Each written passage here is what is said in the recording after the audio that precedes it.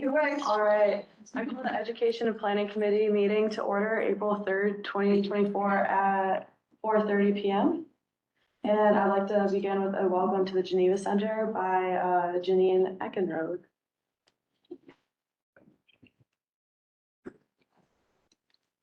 Thank you. Hello, everyone. Thank you for coming to the Geneva Campus Center. My name is Janine Eckenrode. I'm the director here, and I've been here for about 5 years.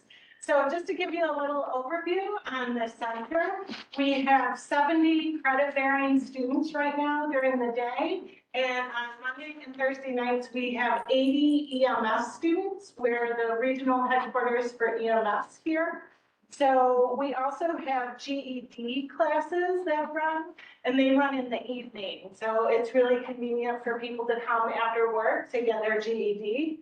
We have CNA classes, which is Certified Nursing Assistant classes. And we also have a community education course that we just reintroduced called Conversational Spanish 1. So the community is very excited to have that back, and we have 14 people signed up for that. We have some partnerships here at the Geneva Campus Center. We have Geneva Reads, their headquarters here, and we also have, as I mentioned before, the EMS. And we're in process of negotiating MOUs with ARC of Ontario County and Moody Children's Hours grade 7 and 8 are coming here. So we're in the process of negotiating those contracts. So any questions, or if anyone wants to have a tour, just let me know. I'll be around throughout the night. Thank you. Great, thank you. All right, next is a review of the March 6th meeting minutes. Any questions, comments, or concerns? No, all right, moving on. Next is the enrollment update.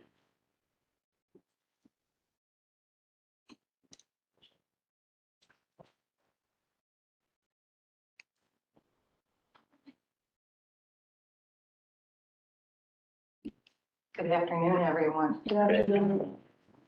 It's a fine day in the Finger Lakes. Right now, Yes. we did do the review of the minutes. We did. We did. It's okay. Do you want that up on the screen? Oh, but was there a first and second? Well, we don't have to do that. We don't have Just to wanted do to, okay. Sorry, girl. It's okay. Okay. So in your packet, you have the enrollment update as of March 22nd. So I am going to verbally share with you update as of this past Friday, March 29th. So overall enrollment as of this past Friday, head count is at 1.6% and FTE is at 2.7%. Gemini registrations are essentially complete. The One Stop Center has no more registrations to process. There probably will be a few stragglers coming in, but in essence, registrations are complete for Gemini. So, questions? All right, No questions. Thank you. Thank you. All right, next is a presentation on student success and workforce integrations by Todd Sloan. Thank you. Good evening, everyone. Good evening. See, I think you all should have some slides in your packets. I think Cheryl, you're going to bring those up shortly. Are you from a PowerPoint or a PDF? Or here we are. PowerPoint.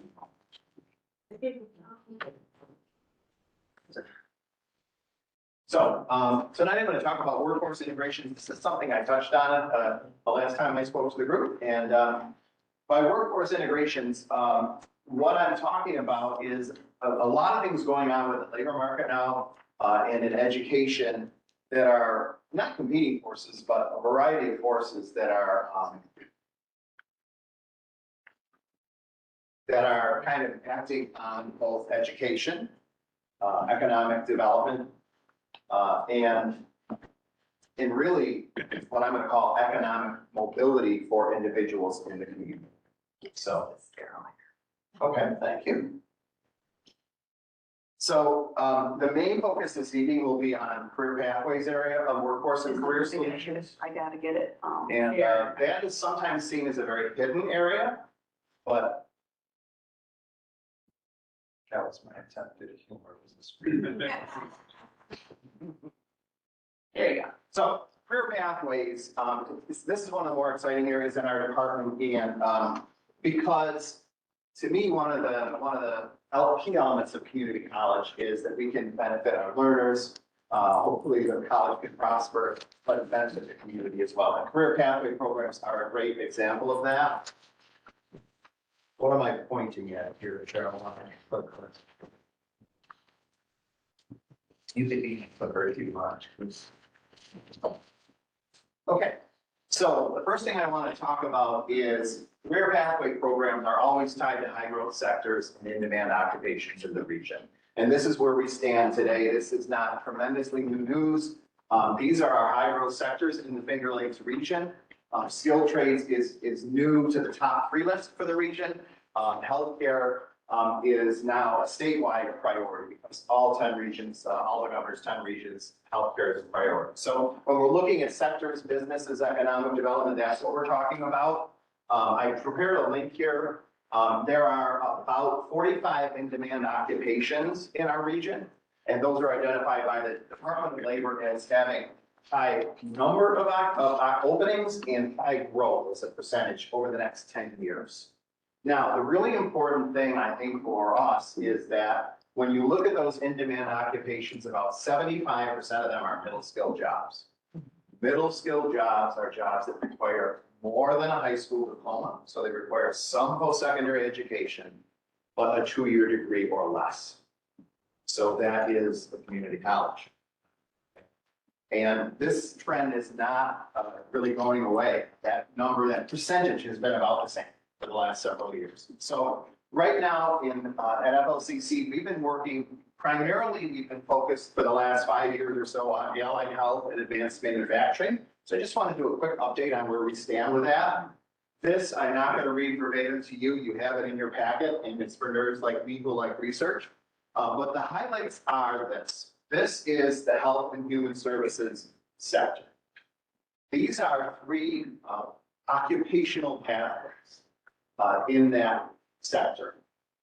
All of the occupations here are in-demand occupations that form 3 ladders. Sometimes these are called lattices, right? That feed one another. Everything you see with a yellow highlighter is a program that we have or have developed at the college in the last few years.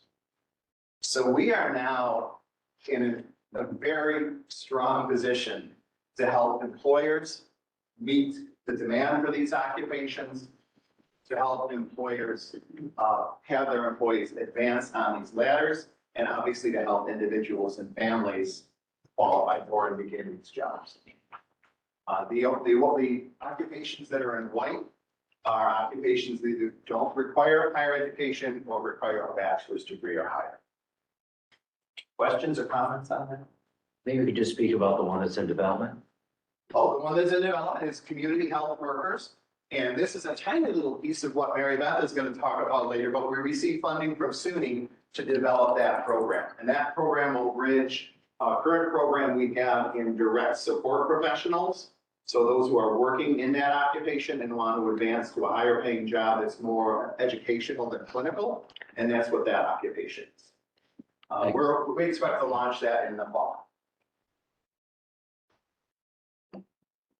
And this is advanced manufacturing. This graphic is just a little bit different. I like to show you, this is kind of from an individual student's perspective, what a pathway looks like. So, and the way this is laid out is what you have here is time and what you have here is income. So this is for advanced manufacturing. I just picked a different example in a different sector. And what this tells a student and tells us is that if you enter this field without any post-secondary education, you can get a job as an operator in tender with an average pay of $33,000 a year. If you pursue the workforce credential we have at the college in Foundations and Advanced Manufacturing, you can complete that credential in 9 months And in this case, that credential qualifies you for any of these 16 occupations. Hmm. And those 16 occupations are all in-demand occupations. So it's almost impossible not to get a job when you complete that training, and like you try not to get it, right? So these occupations, so that's the jump in income there. Now, this orange line is the sustainable household income in the Finger Lakes region. And our goal in general, we can't always achieve it, but our goal in workforce and in the college is generally to have somebody eligible for an occupation on one of these pathways within 2 years that meets or exceeds that. So this is an example of one of those that does. Because when someone finishes foundations in advanced manufacturing, they not only have an industry credential and a credential from a college, but they have 12 credits towards their associate's degree in smart systems technology. So if they get into that field, love what they're doing, want to advance and work in another occupation, when they complete that within 24 months, they'll be qualified for 4 technologist positions. And again, all of those are in-demand occupations. Questions or comments? So the 16 that you've listed there, are we competing with other organizations that might provide these kind of certifications other than community colleges? Anyone else out there giving folks a pathway to these 16? I'm gonna say no, there's very little competition. So BOCES provide some of these certifications, but again, that's not a post-secondary program. Right. So they do have some youth programs at their technical centers that would prepare you. But in the higher education area, other than other community colleges, some of which do this well, some of which don't do this at all, we are really the primary resource for these folks to get this call. That is it. Thanks. Okay, so I just want to hit a couple trends that are happening kind of at the macro level, how these relate to the strategic plan, and then I'll talk about some new programs we have coming up. The big mega trend that's happening is the demographic drought. I talked about this a little before with this group. Hopefully, most of you are familiar with the term, but this is the bottom line. What this means is that our graduating classes are getting smaller, our baby boomers are retiring, and what we see for the next 10 to 15 years is a shrinking workforce overall, the number of people who are eligible for work. And what that means, a couple ways that implications, let's say, that has, or forces that creates, is there's a movement out there called the Good Jobs Movement, and this is really shared across all the elements of our strategic plan, where what we're seeing is learners are very focused on completion, job placement, and transportable credentials. So when we talk to learners about why they go to higher ed, more and more it has to do with their career and really economic freedom. Okay? For employers, because the talent pool is getting smaller, the focus for them, particularly the smart ones, is retention and advancement. How do I keep good people? How do I promote good people? They're all competing for a smaller and smaller talent pool, which means they really can't afford unnecessary turnover. Okay? And obviously for our community, we know, again, through survey data and talking to graduates, most everyone who lives here loves it here. And they want to stay here the rest of their life. Most everyone who moves here loves it here and wants to stay here the rest of their life. So from an economic development point of view, the other scary thing we see is we see a lot of people saying, well, I'm moving because I can't find a good job. So there is that disconnect between these opportunities that are out there and people's awareness of them. So from an economic development point of view, we're looking at how can we help people find these pathways, stay on these pathways, and have a good life and stay here and build our economy, right? From a learner's point of view, I touched on this already. Really key drivers for learners right now are, can I get a good job? Can I have mobility, economic mobility? Any credentials I get, are they transportable? Okay. Flexibility of delivery of education is really important to them right now. Many of our non-traditional learners who are that workforce population are working they want flexibility around when and how to attend class. And then lastly, this is, I put this intentionally, this is the third one, because it's less on the minds of learners and employers, but it's an important one that like the college can really leverage. And that is what we sometimes see happening is learners who get a credential that helps them get into a job. Later on, a couple of years from when they say, oh, I can get a promotion. I just need an associate's degree. And so they come to us for an associate's degree and they realize some of the credentialing they had received before probably was equivalent to some learning they could get at FLCC. And they duplicate that. So an area we're looking at, and this is a big part of the integration we're talking about, and that this is coming from SUNY, this is coming nationally, is how can we ensure that credentialing people get is not only valuable to a potential employer, but provides them some type of advanced standing if they want to move into a degree. Does that make sense? Sorry, Oh, I'm sorry. No, go ahead. yeah, across the top, you had community and industry engagement. When I think of community, I think of the county and our economic development here. And so can you speak a little bit to how this all fits that and their priorities? Yeah, probably a good example right now is we're working with there's an economic development sort of subgroup at the county level. And so we're working with their business engagement folks to do outreach to employers and find out where those skill gaps are that folks have. So a real concrete example of that right now is we're going to be developing, you can see this in a minute, a customer service program for the hospitality industry.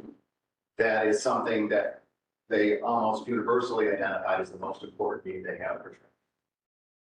Okay. So what we do when we develop a program like that, we want to make sure that the credential a learner gets is a market signal to employers they are a well-qualified candidate. So what we're doing with customer service is we will convene a task force of those employers and help them develop a curriculum.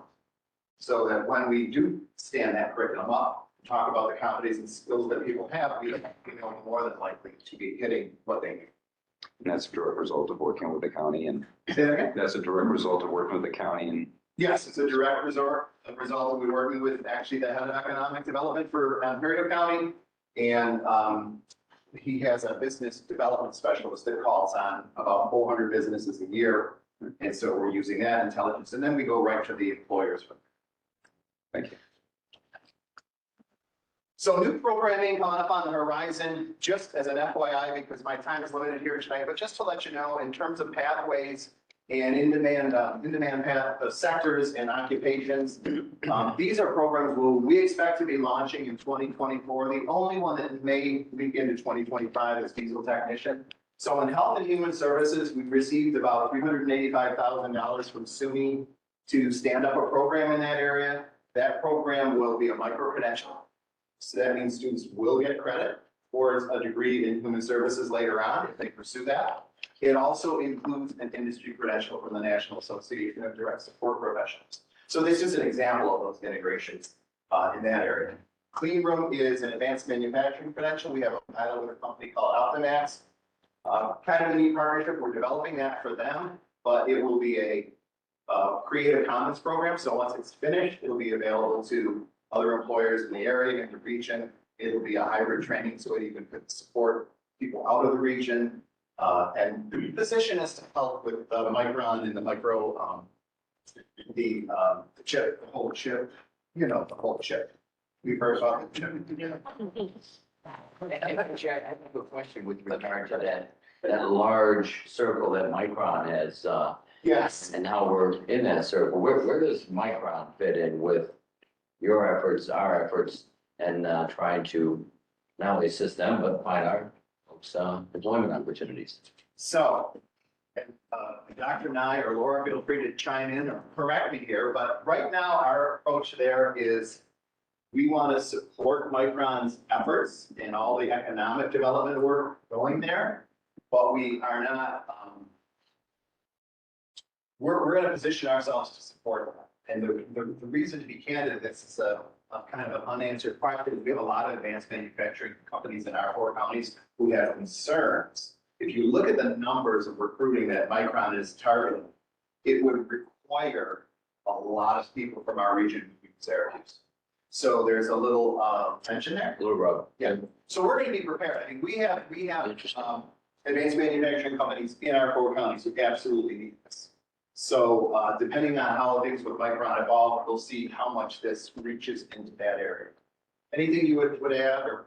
Or you wanna go first? No, well, I think that is accurate, and as part of the Micron consortium, we have also made a commitment to make sure that we are serving our county and our service areas and our employees.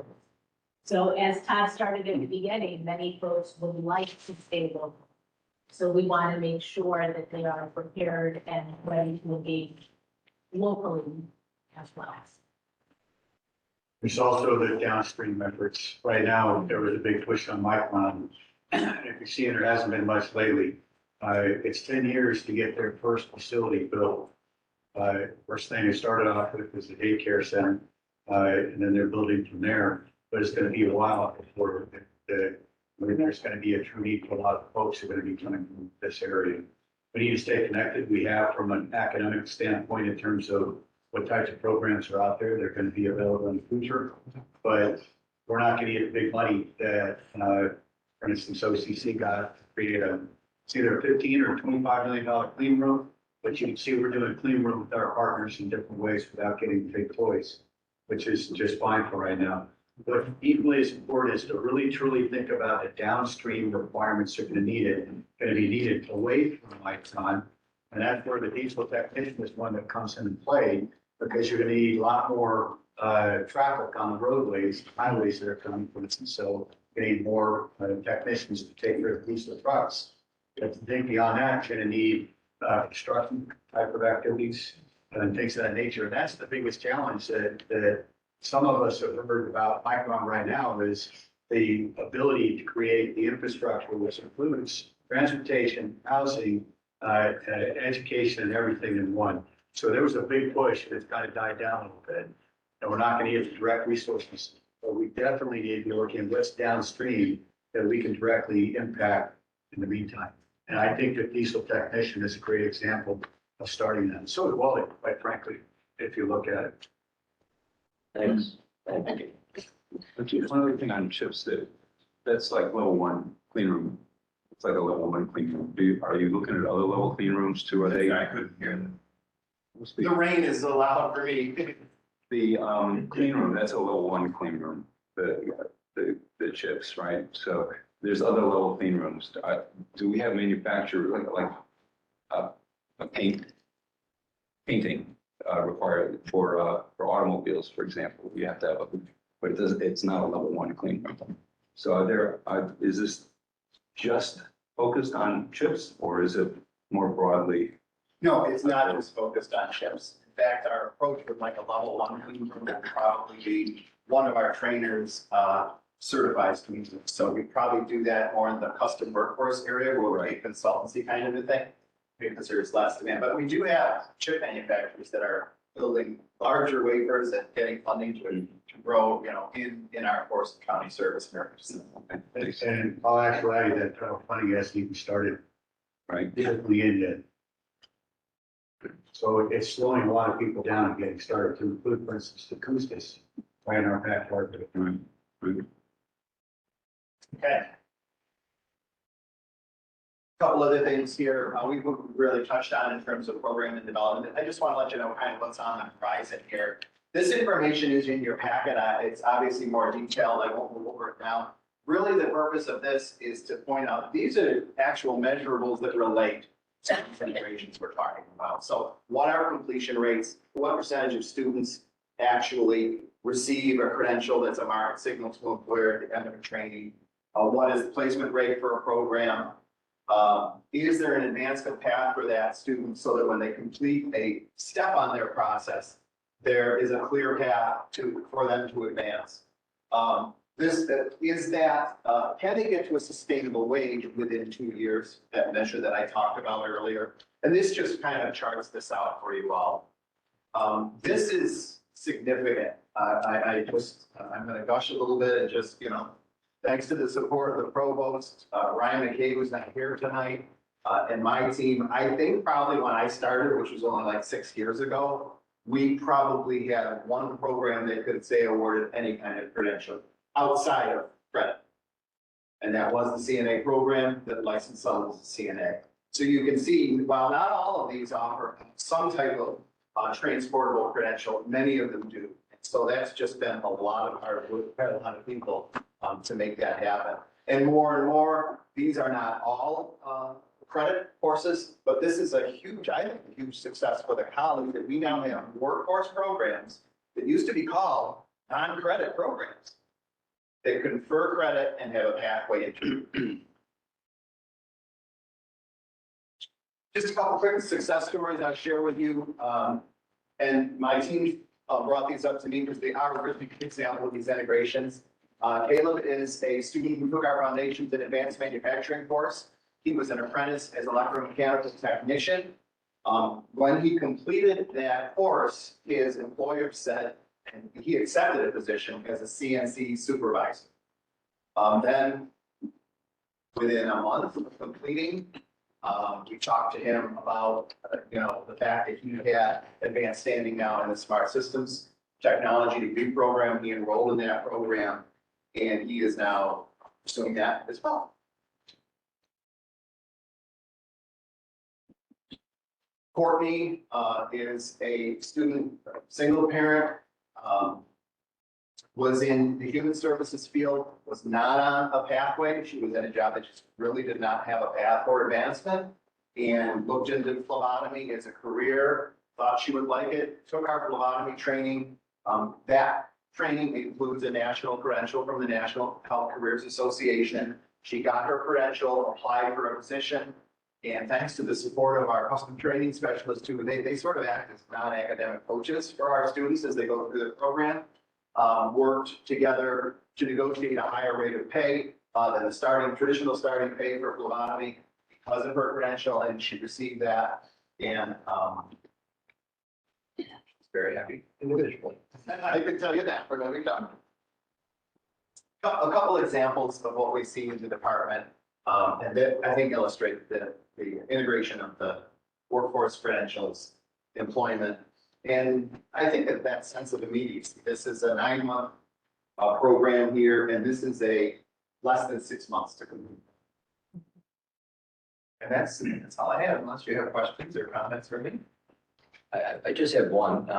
When you listed the 9 or 10 programs, congratulations, first of all, on the success. What's on the horizon for next to add to that list of 9 or 10 that we already have? Is there one that's already in the slot, or one that you'd like to see? Direct support professional is in the slot.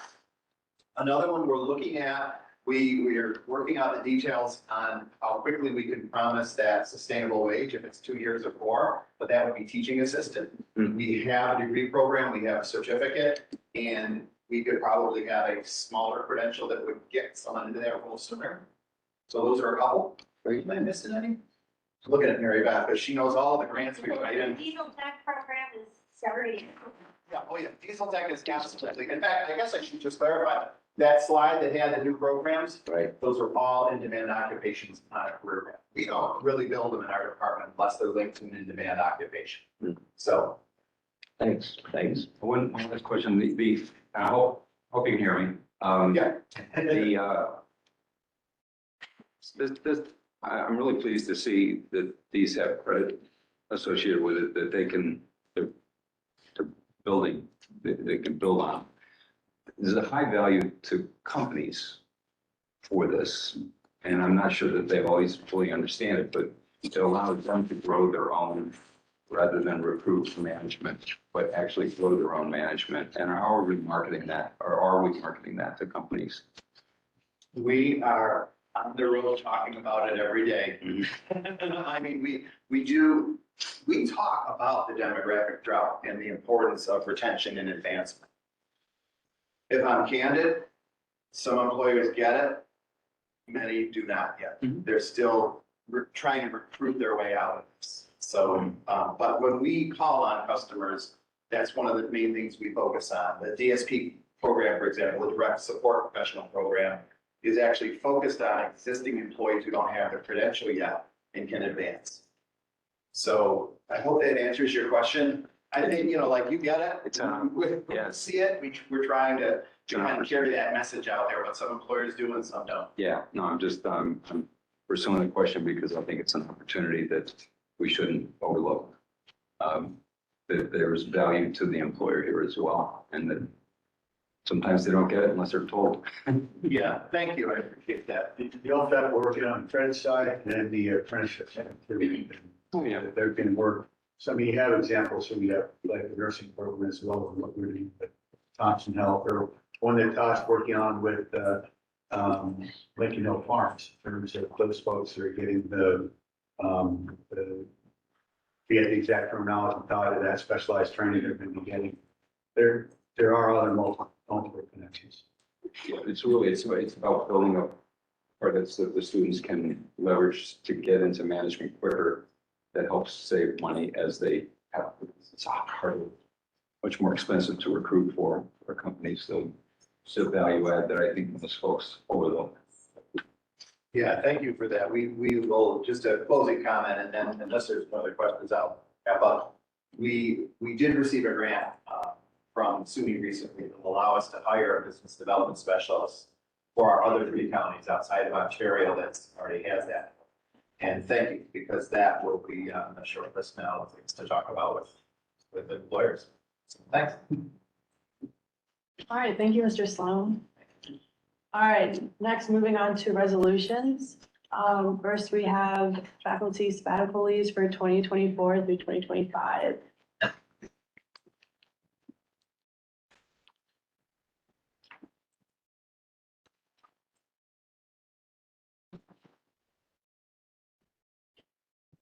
Good evening. Good evening. I am happy to be with you this evening to present recommendations for sabbaticals. And before I do so, I would like to publicly recognize the sabbatical committee co-chairs of our faculty members, Izzy Brooms and Paul Engen, as they did a fabulous job facilitating the work of this committee. And I am here to support a year-long sabbatical leave for Professor Paltzer to create a collection of personal essays exploring the direct and peripheral effects of attention deficit hyperactivity disorder on the lives of those that are impacted. And of course, he plans to bring back to the college a renewed and further informed empathy and language to utilize to support our students with ADHD. And secondly, Professor Christine Parker. She has been recommended for a 1-semester sabbatical leave to further her HoloLens work. So we are thrilled that she would specifically like to focus on our Bio 110, the fundamentals of human anatomy and physiology. In addition, she would like to rework the curriculum for Bio 172, and would also like to explore additional opportunities for using HoloLens, specifically with our nursing students. So we would be excited to have that brought to other disciplines, and also just furthering the excellence of her work with HoloLens. So with that, my strongest recommendation. All right, and then next we have resolution for 2024 through 2025 faculty promotion recommendations. Thank you.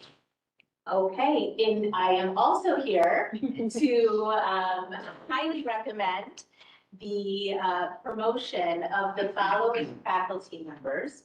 And again, before I do, I'd like to recommend or recognize Associate Professor of History, Duchess, who served as the facilitator for the Faculty Promotion Committee. And I would also like to share that I served on this committee in an ex officio role. And I was just deeply impressed by the thoughtfulness of the process and all of the individuals involved. So without hesitation, as these individuals were vetted and ranked based on teaching, professional growth, service to college, service to the community, their self-evaluation, supervisor evaluation, colleague evaluations, and student evaluations. So it is a very holistic process, and I would like to recommend from assistant professor to associate professor, John Bateman, conservation, Derek Gentry, humanities, Michael Van Etten, humanities, Jody Merklinger, mathematics, Patrick Ray, business, Sean Connolly, conservation, and Daniel Groom, also mathematics. And then and this is from the rank of associate professor to professor. Maura Sullivan, conservation, Christine Parker, science and technology, Lacey McKinney, visual and performing arts, Lisa McCann, nursing, and Anthony Indurato, social science. Thank you. And then next we have a resolution for hotel and resort management track. Thank you. I'm bringing forward to you tonight the recommendation for our resolution to discontinue the hotel resort management track and the food and beverage management track. And we are looking to combine those tracks into one. So basically collapsing those three individual tracks into one newly named program of events and hospitality management degree. We are recommending this consolidation in order to support our students in a more integrated program. With the individual tracks, we did not have the students to support, and it led to a less than optimal student experience. So by consolidating, we will be able to fully support, and those that are affected are being properly advised so that there is no adverse effect to their course of study. All right, thank you, Dr. Ortiz. Thank you. All right, next we have a resolution for administrative appointment recommendation for Dr. Urbatus.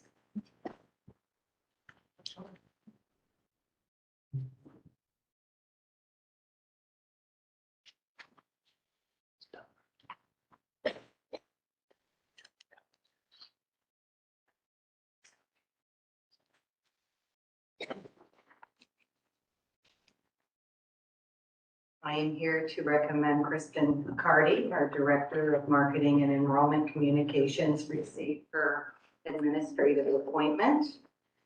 And I provided details on her numerous positive contributions while serving in this role, which include but are not limited to FLCC stakeholder relationship management. Kristen established and nurtured collaborative relationships with important stakeholders in communications and admissions. Crisis communication.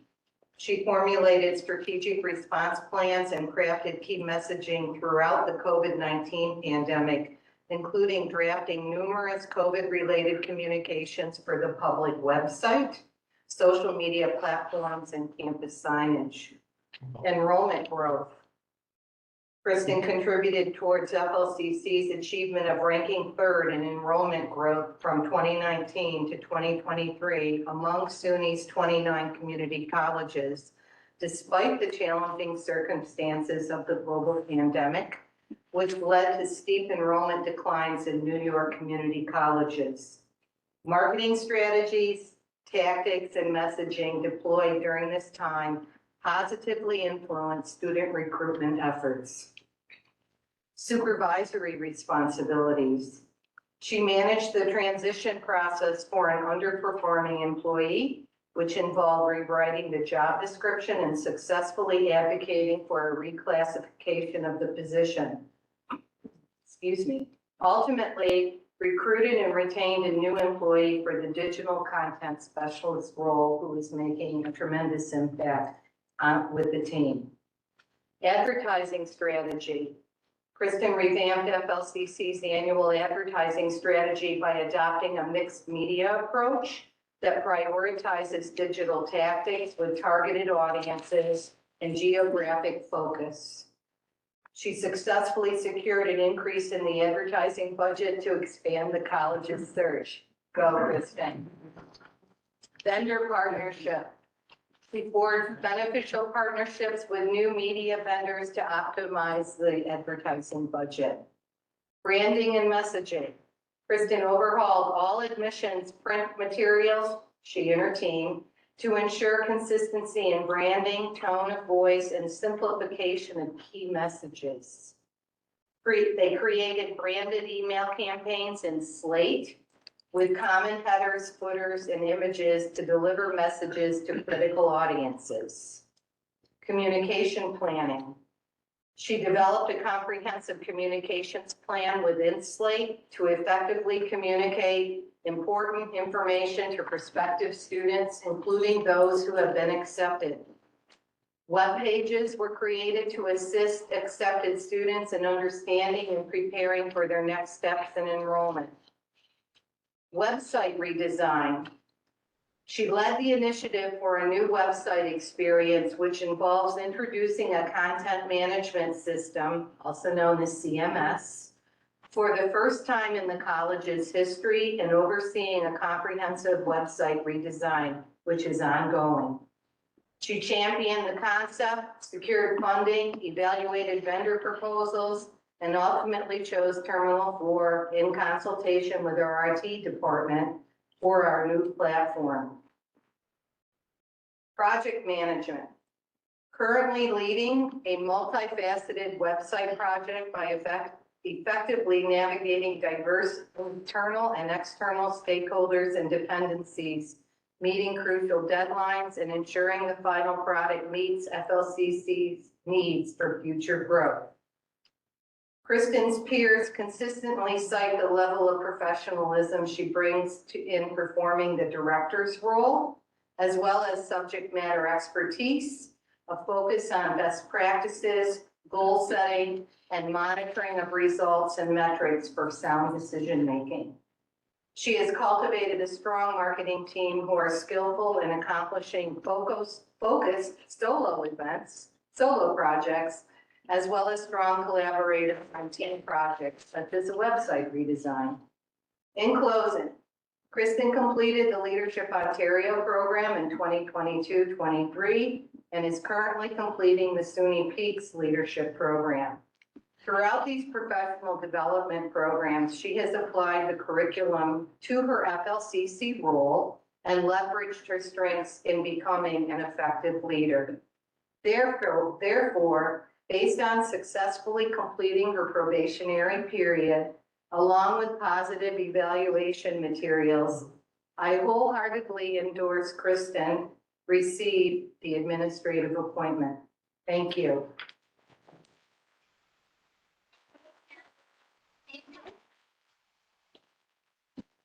Thank you. Thank That's you. okay. All right, next we have a resolution for revised job titles for professional service positions roster. Hi, good evening. Good evening. We would like your approval this evening to adopt a new position to the college, the Director of Enterprise Systems. It replaces the Enterprise Technology Coordinator, which was established in 2009. We have one current incumbent in that position, Sam Irachi, for which this revised position description will now accurately reflect the work that Sam is doing. The position will be and can continue to be working college-wide on IT projects and ensure that all upgrades and acquisitions are aligned with departmental goals. In addition to Sam, the college will be seeking to hire a second person for this same title. Upon review, this position shall remain a professional association, pay grade A, not A, just to make sure I say that. And I'll take any questions you may have. Any questions? All right, thank you very Okay, much. thank you. All right, next, we will be moving on to the strategic thought presentation by Mary Beth Phillips.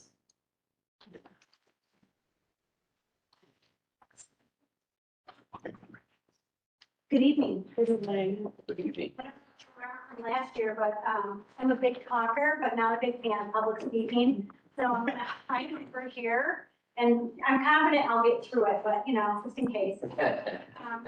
So thanks for allowing me to present tonight and give you an update. This one? No.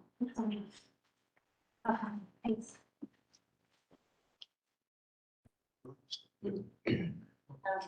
Yeah, it's just. It's coming. Sorry.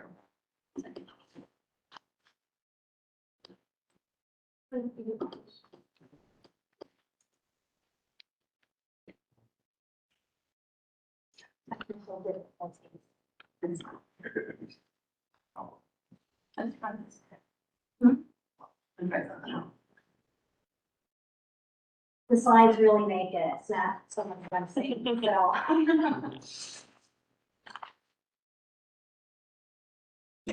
Okay, part of the grant process is to ensure that the opportunities for which we're seeking funding are aligned with not only our vision and our mission, but our current strategic plan. So these are some examples of some projects and grant opportunities that are aligned with each pillar. Student success is embedded in the majority of our grants. We are currently working on a U.S. Education Department TRIO Student Support Services grant. Last year, we applied for a Title III grant that focused on student retention and first-year experience. Over the last 2 years since I've been here, we've had several attempts at Empire State Development Funds for our horticulture education complex, although that name may change. But with the announcement of our Congressional Earmark Award and the Facilities Master Plan, which is up for adoption next month, this is a priority of the college. It not only affects the conservation department, but it also will impact the potential move for the Victor campus back to main campus.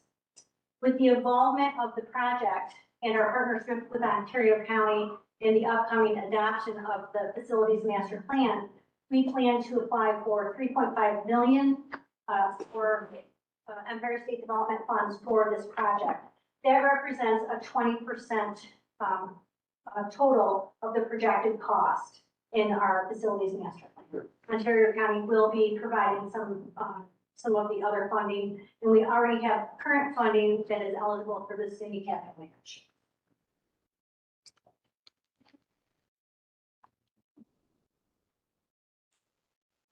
Am I doing this?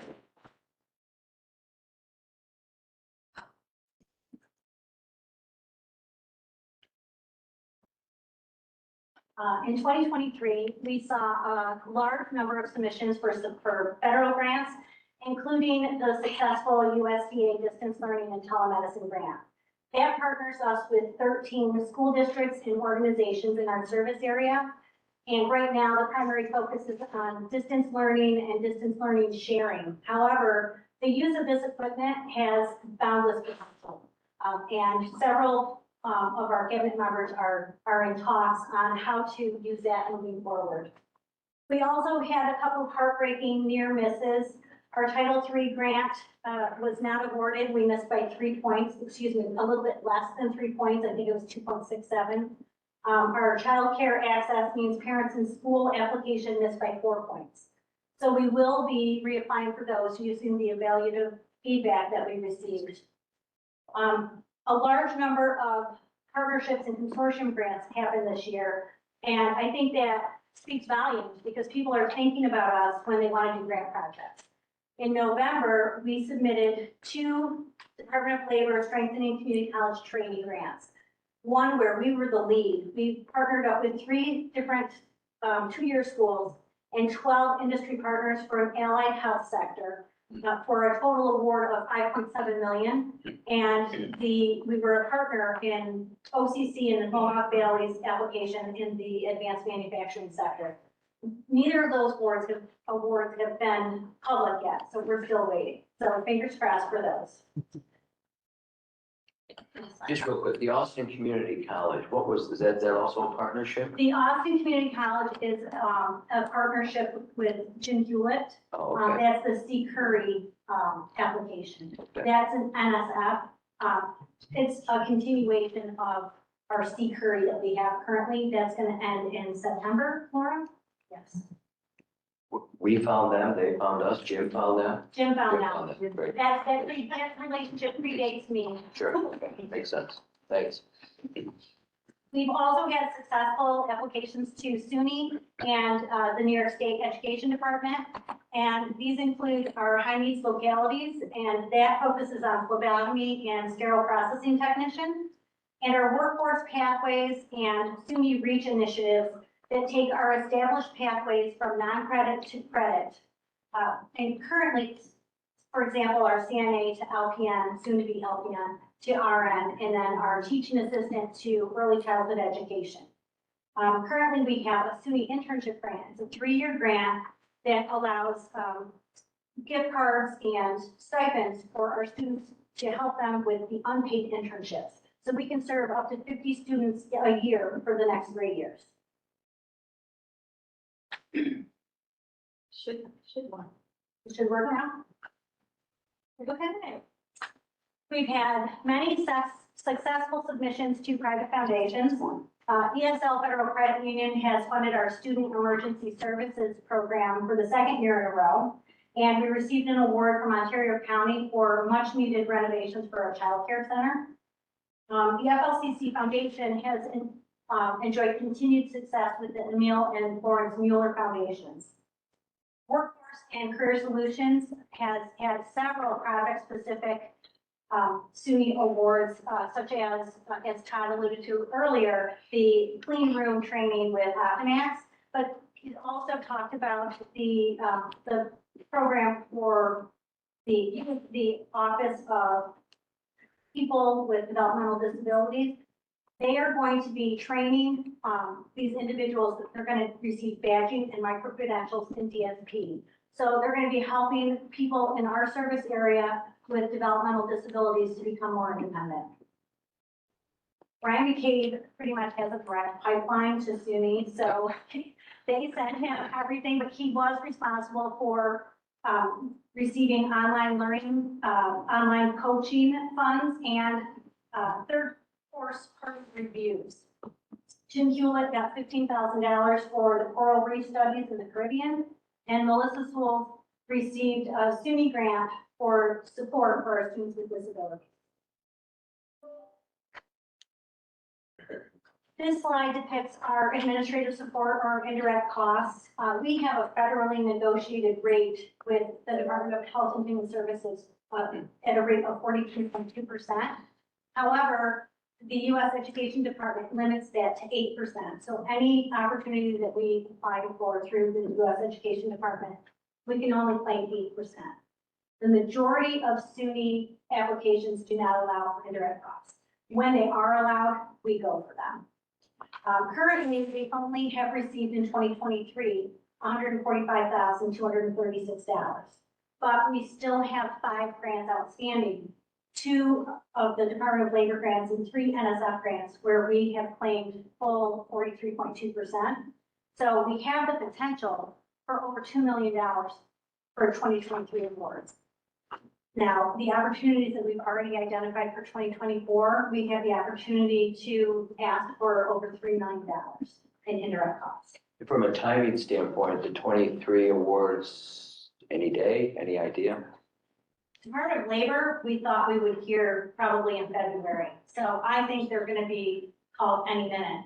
NSF, they take forever. They're like close to a year, sometimes more. Okay, thanks. Yes, we're good. Is the 2024 awards exclusive of the 2023 pot of money? Different, yes, yes.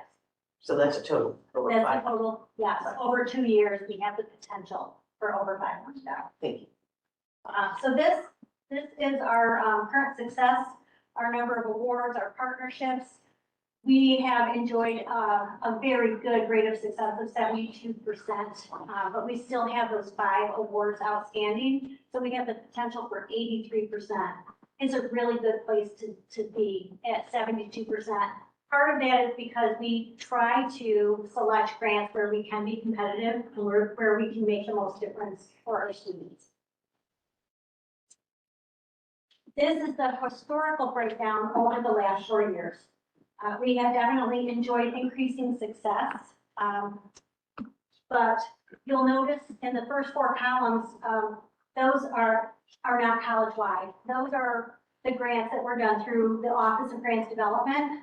Moving forward, we'll be reporting on college-wide, so that $5.3 million, that's our baseline going into next year. This year, I made a project goal to double what I did last year, and I met that. So my goal for next year is going to be to double that $5 million. So hopefully I'll get there, but you know, it's a lofty goal, $1 million. So. Indeed, it's a very positive trend. So, So our outlook for 2024 is quite bright, even though the first quarter is already finished. There is a good mix of federal and state opportunities here, but there's still room for whatever comes down the pipe for SUNY opportunities or private foundation opportunities. Currently, all of these opportunities total on nearly $24 million. So I realize that I've given you quite a bit of information in a really short amount of time, but I'm happy to answer any questions. Yes. Can't speak for others, but wow, the activity alone, let alone the success, is the most significant I've certainly witnessed in my 10 years here. We had a busy year, yeah. Congratulations. We're trying to slow it down a little bit, but not because we did a lot. And because of our near misses, we feel like we could have probably submitted a better application if we had a little bit more time. So not jumping from grant to grant to grant is hopefully going to allow us more time to focus on quality.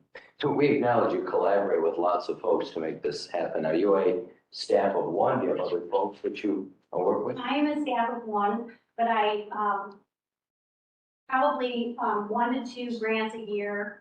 I hire a grant writer. We don't have a lot in our budget. Right. And I brought along someone I used when I was at K-12, and I was extremely successful with him.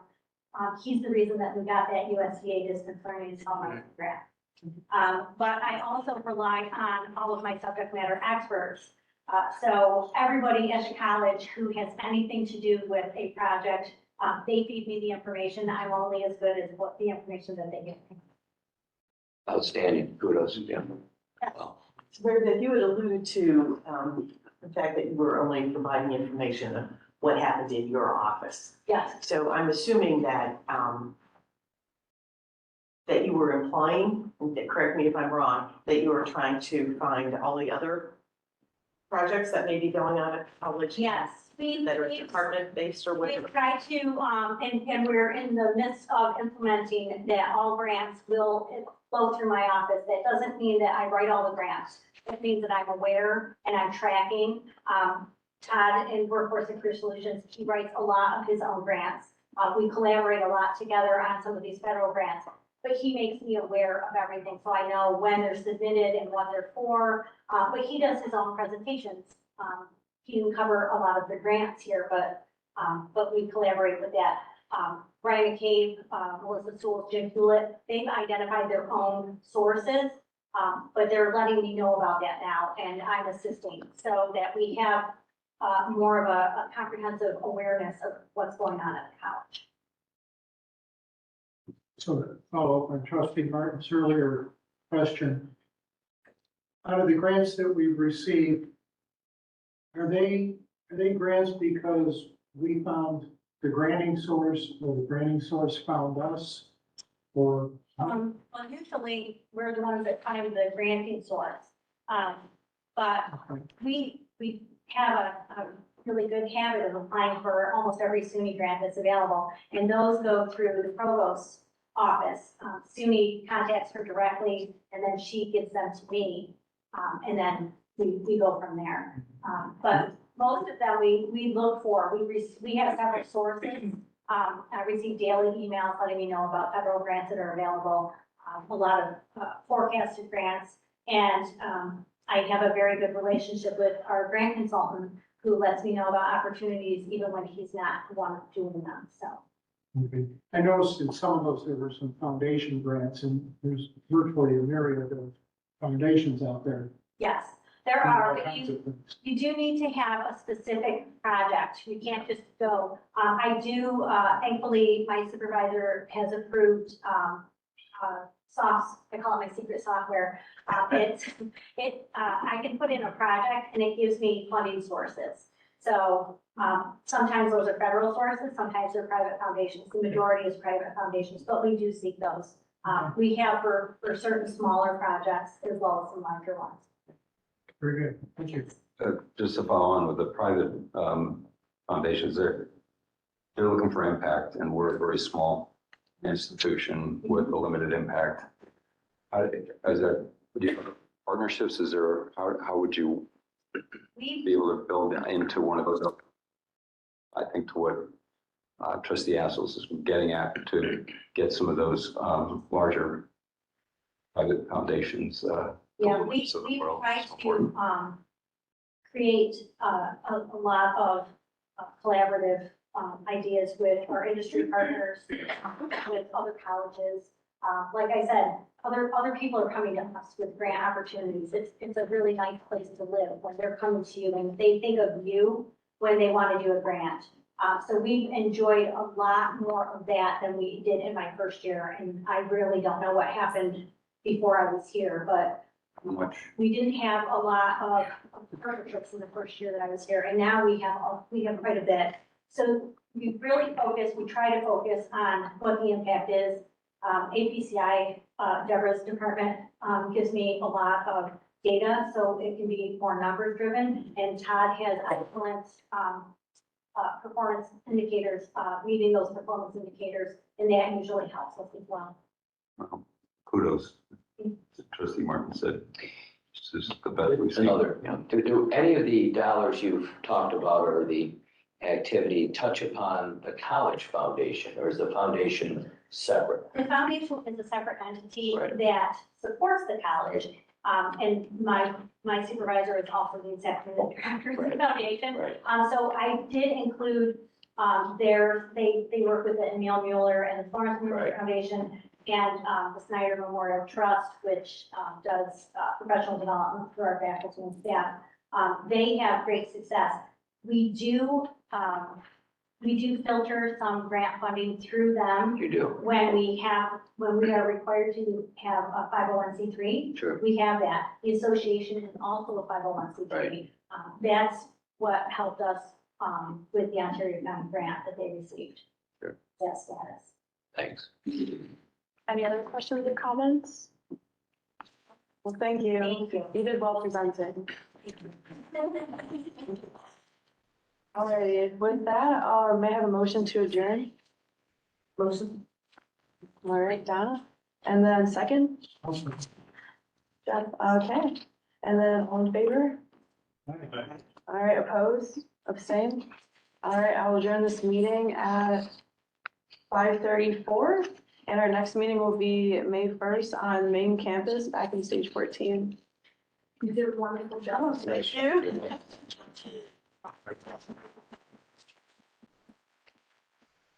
Right now, we'll move on to finance. It's a tough act to follow. Excuse me, Mocker, thank you. And thank you to the Geneva staff for welcoming us. This is just a lovely facility and from the smiles right on down the hallway here. So thanks for having us here. We just love coming to the Geneva campus. Today is April 3rd, 2024, and we'll call to order the Finance and Facilities Committee. We have our March 6 minutes. Thank you, Penny, for taking those. Questions, comments, changes on the March 6 committee minutes? Okay, perfect again. Thank you, Penny. Going on to the Bonnadillo presentation of our audited financial statements. We have, I think, Rich, why don't you take it? Sure. Randy Shepherd will log in shortly. He's going to do the presentation of the audit financial. Absolutely. I'm sure if you want me to do my financial. So are we waiting for Randy? I'm texting. He's WebExing. He should be logging in. So maybe do the budget update now on the finance report. And if you, Joe, if you see him log in, feel free to. Sounds great. We'll let you complete your Okay. report. Welcome, Rich. Yeah, thank you. Well, thanks for having me here. Rich McGuire. Those of you who don't know me, I'm Rich McGuire, controller here at Finger Community College. They joined back in October officially. I replaced Christine, who retired in October. So, Right. You want that up too? Sure, if you have the financials. Keeper too. That is the budget of the 20, this one? Yes. Yeah, the financial we're presenting today will be the results through month of February. They're very small. Numbers are very positive. I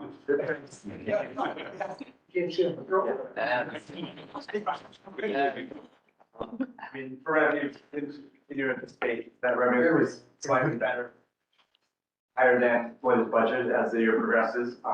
Tuition continues to be higher than where we were last year due to our enrollment gains that we have. We'll continue to see some movement in the tuition line as we continue to collect Gemini revenue as we're continuing to build that. And this week, we just dropped the bills for summer, so there'll still be increases in the revenues that we'll see in the March and April financials. A few items to note, to highlight for February. In February, we received our second quarter payment for the state aid. Approximately a little under $3 million. In March, we received our third quarter, and we are scheduled to receive our fourth quarter funding from the state in June.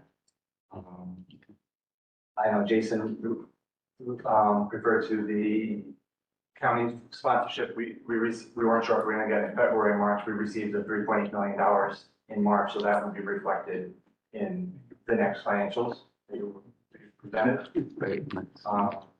Thank you. And then just to note, the miscellaneous revenue, the positive increases that we see there, that's mostly attributed to interest earnings that we have through the course of the year on the cash that we have set aside in short-term CDs. Good. Any questions on revenues? Questions for Rich on revenues? Rich? Sure. Rich. Yes. You mentioned the sponsor has put up their $3.8 million. Yes. And what about the specific investment? There's another Yes, $800,000. we're still working with the county to understand the timing of that funding. Okay. We were in the expectation that would be March, but we haven't heard that. Okay, so the 3.8 is in the bank. Yes. We're still working on that. We're working through. Okay, thank you. Yep. Good question. Other questions on revenue? Move right along to expenses. So, expenses, no major changes from previous month. I mean, salaries are still on pace with potential last year. I know probably Jason has spoken past couple of meetings regarding supplies and expenses. It's still the same major trend line of the timing of the Gemini funding where we're booking the scholarships as we're billing versus in previous years where we did it later within the term. And utilities, and it's mainly attributed to timing of when we receive invoices. But that's the number will come closer to budget as the year progresses. Questions on expenses? I'll just note that everything is either at or below since we're halfway through the year at 50%. So Right. Good. kudos. Good trend. Yes. Final questions on expenses? Okay.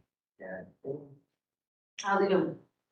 Fuel and video, because He's in there? Okay. he's saying he can't, he's on the meeting, but can't join the video.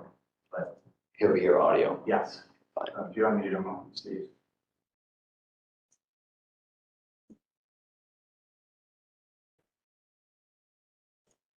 No, he can probably do that because he's a panelist now. Randy, can you hear us in the room? Yep, actually, I have an option to start my video now too, so let's see if that connects.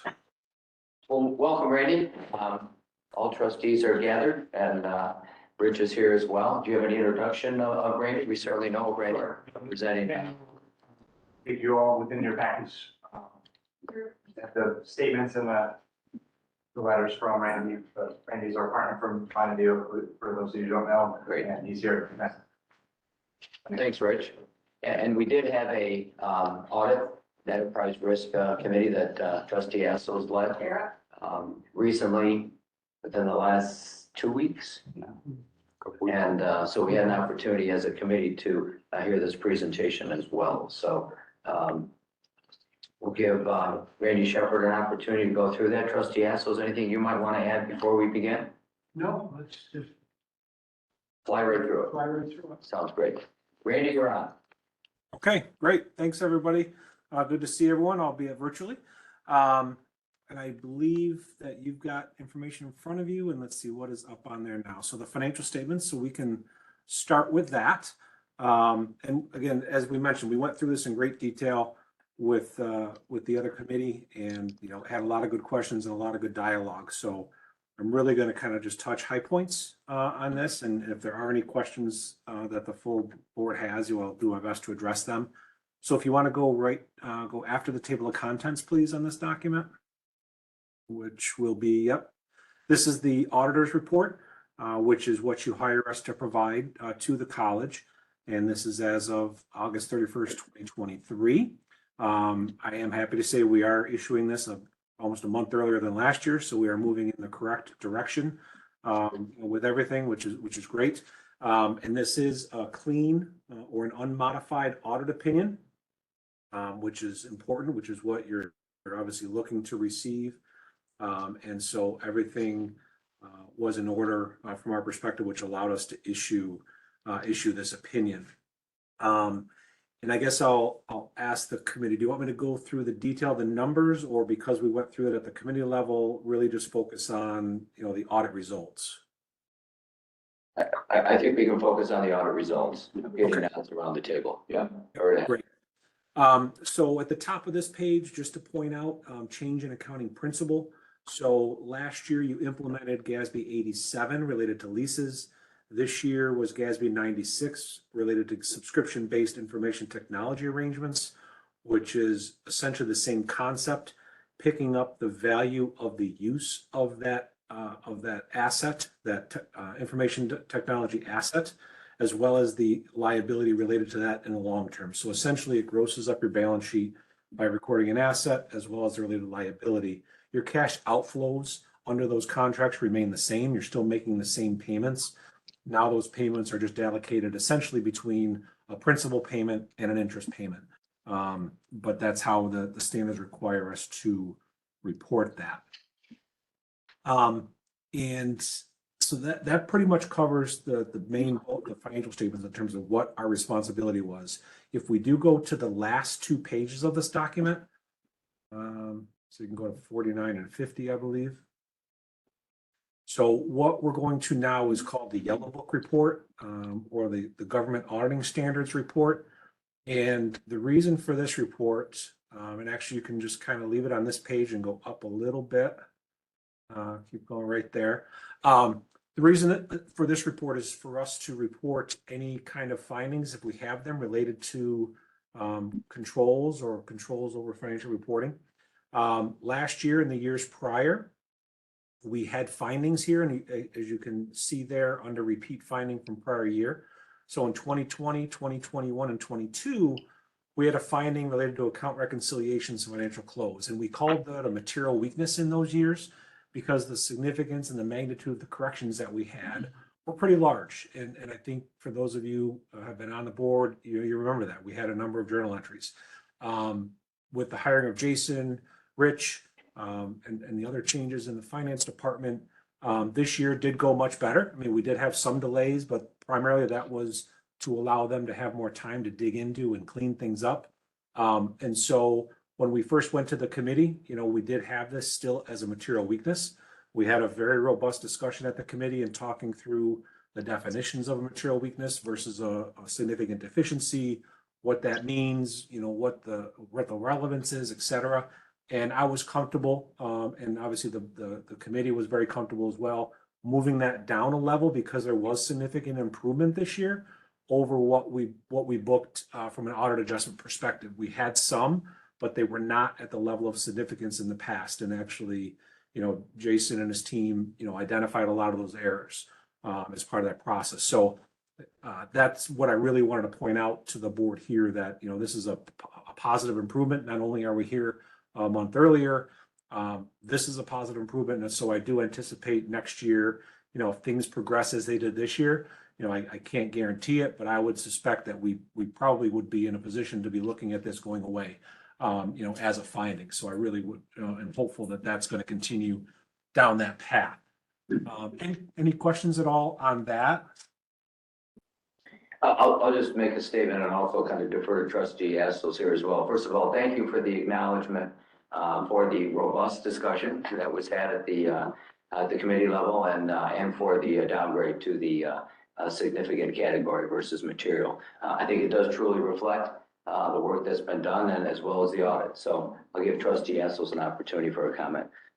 No, I would just echo Trustee Martin's comments regarding the discussion at the committee level, but also want to recognize the efforts over the last couple of years on behalf of Dr. Nye to restaff and reinforce the finance office and kind of regain our ability to be able to track our finances. So appreciate Dr. Nye's effort. Certainly Jason and Rich's effort in this regard. Thank All you. the credit goes to Jason and his team. Here, here. Questions for Randy Shepard from the trustees? Randy, what else would you like to share with the trustees? We can review quickly, if Penny has that, the required communications letter, which is that shorter document, probably 3 or 4 pages. I'm not sure what order you have. Oh, this is coordinated here. Yep, very good. Perfect. Thank you. So this will go through very quickly. This is what's called a required communications letter. And as the name implies, there's certain things we are required to communicate to the board and those charged with governance, and that's what this letter is for. For the most part, it's pretty consistent with last year. So I'm going to go through it, fairly quickly. So under the first category there, there's a bold caption that describes the area. Then there's an explanation underneath it. And then the italicized bold section is kind of like our response or our commentary relative to that. So the first one talks about accounting practices and policies. And as we stated in the opinion, we do have to recognize that there was a new accounting standard this year, which was GASB 96. Otherwise, everything was in accordance with the policies that you have already established. So if you move down a little bit, the next section talks about accounting estimates, and that really every financial statement has some element of estimation within it. I think there's 3 of them that we want on the next page as well. Depreciation expense is one of them. Your net pension asset or liabilities is an estimate. And then lastly, your estimate of allowance for doubtful accounts related to student collections is another one. So we look at all those methods, assumptions, and data to make sure that they're reasonable. And they were. That's part of our process. You have what we call sensitive disclosures, really because of the significance of them, and they're actuarially based, and that's the pension disclosures. You don't have really any say over that. The state is the one who hires the actuary, determines all those assumptions, but again, we do point out that it's sensitive because it can change dramatically as it typically does. The next section, difficulties encountered in performing the audit. This has been a much more severe statement in the past. We just recognize here that, we did, not start the audit right away. There were improvements this year through that process, and, that we did have a finding that we reported. But again, I do anticipate, that this being much cleaner next year. The next area, and we'll look at that at the end of this, to some extent, we've got Exhibit A, which we'll look at the end, are the adjustments. These 3 bullets here, A, B, and C, as part of the audit, if we identify things that are errors, but we collectively between us and with Jason determine that they're not material enough to misstate the financial statement or to alter a user's opinion on the statements, we can do what we call is not book them or make them unrecorded or uncorrected. And we had 3 of them this year. The first one relates to the software subscriptions. When we were looking at those, there was one that was fully expensed in 2022 when it really should have partially been expensed this year. So the impact essentially is last year's expenses were overstated. This year's are understated, but at the end of the year, it's where it should be in fund balance, which is why we decided to leave it. The second one relates to the lease liability. That calculation was done internally last year at the college. You hired our team to do that, and there was a small correction to the numbers that were there. So there was an additional $83,000 that was included as expense this year that should have been an expense last year. Again, by the end of the year, it's at the right spot. And then lastly, there was a correction related to PEL. Last year, some revenues and receivable were incorrectly reversed as Jason did some analysis. And so this year, your actual PEL revenue is $376,000 higher than it actually was. But at the end of the year, your receivable is in the proper spot and your fund and your net position is in the proper spot. So those are just what we call unrecorded adjustments, and we have to disclose those. Okay, if you want to continue on. I think there's not much here. Yeah, so no disagreements with management. We received a rep letter, which we used, and the statements are final. So if you want to go to the last page for me. And these are the summary of the journal entries. And again, in the past, this was a much larger list. You can see there the number we started with was a $2.9 million positive change in net position. The client adjustments are those things that Jason and his team worked on, through the audit process as we continued to, kind of peel back that onion. So there are some corrections there that he made. Excuse me. And then we had a few adjustments in the audit section. A real small adjustment related to the TRS accrual at year end. Some more adjustments related to things we found when we asked Jason about various analytics and things on the balance sheet. $455,000 worth that he corrected. The New York State retirement entry, that 1.4, that is something that we book for the college annually. It's related to that year-end adjustment. So it's not anything that we quote unquote found. It's just something that you ask us to book. And then lastly, there was an adjustment related to compensated absences. Essentially, it was understated at year end. And so there's an adjustment we proposed there. And so at the end of the year, that 4.3 is what your change in that position was as a reduction, basically. So again, much more improved. The adjustments, are easy to understand. We understand why they were made and why they were needed. And we feel like everything's in a good spot. So that covers what I was looking to, share with the group, but I'll happy to address any questions. Questions of Randy, the 8 trustees. Dr. Nye, any comments? Just appreciate the great work, Randy, and I'm glad I didn't have to see you so much this year. Thanks. I think that wraps it up. Final questions of Randy. Randy, anything you would like to finally share or offer to the trustees? No, I appreciate you sticking with us and letting us continue to work with you. It's always fun to see the transition, be able to see, you come out of a position that you're in and be headed in the right direction. So I appreciate being involved in that and whatever, way I was able to help you through that, and look forward to continuing. Thanks for joining us today, April 3rd. We'll sign off with Randy now. All right, thank you. Nice seeing Bye-bye. you. Take care. Thanks again. We'll continue on with our agenda and the master plan facilities presentation. Dr. Orthoff.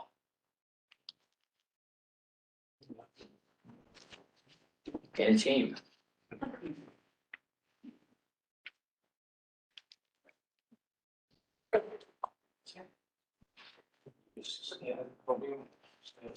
I think you can stand anywhere you want. It works for me. So for those that don't know me, I'm Tom Harvey, the Director of Planning for Ontario County, and the sole that the Board of Supervisors decided was administratively responsible for getting this project done. They gave us a lot of resources to work with, and first the board established a special committee, included two of your trustees, Mr. Apsels and Ms. Geis, on that special committee, along with a couple supervisors and several staff. We also created a steering committee, Jason Tack, myself, Deborah Ortlaw, and Kathy Ahern, instrumental in working with our consultant, Lavella Associates, to really do the back field work and prep and get stuff ready for that special committee. So we've gotten to the point with all the work that's been done. Many thanks to Doug and Kathy and Jason, but also Lavella, that we have a draft master plan. And it's one I think we've done some presentations to the Board of Supervisors and some of its committees, being very well received. And unlike the last master plan, I think there's a lot of enthusiasm on the Board of Supervisors to adopt and move this one forward.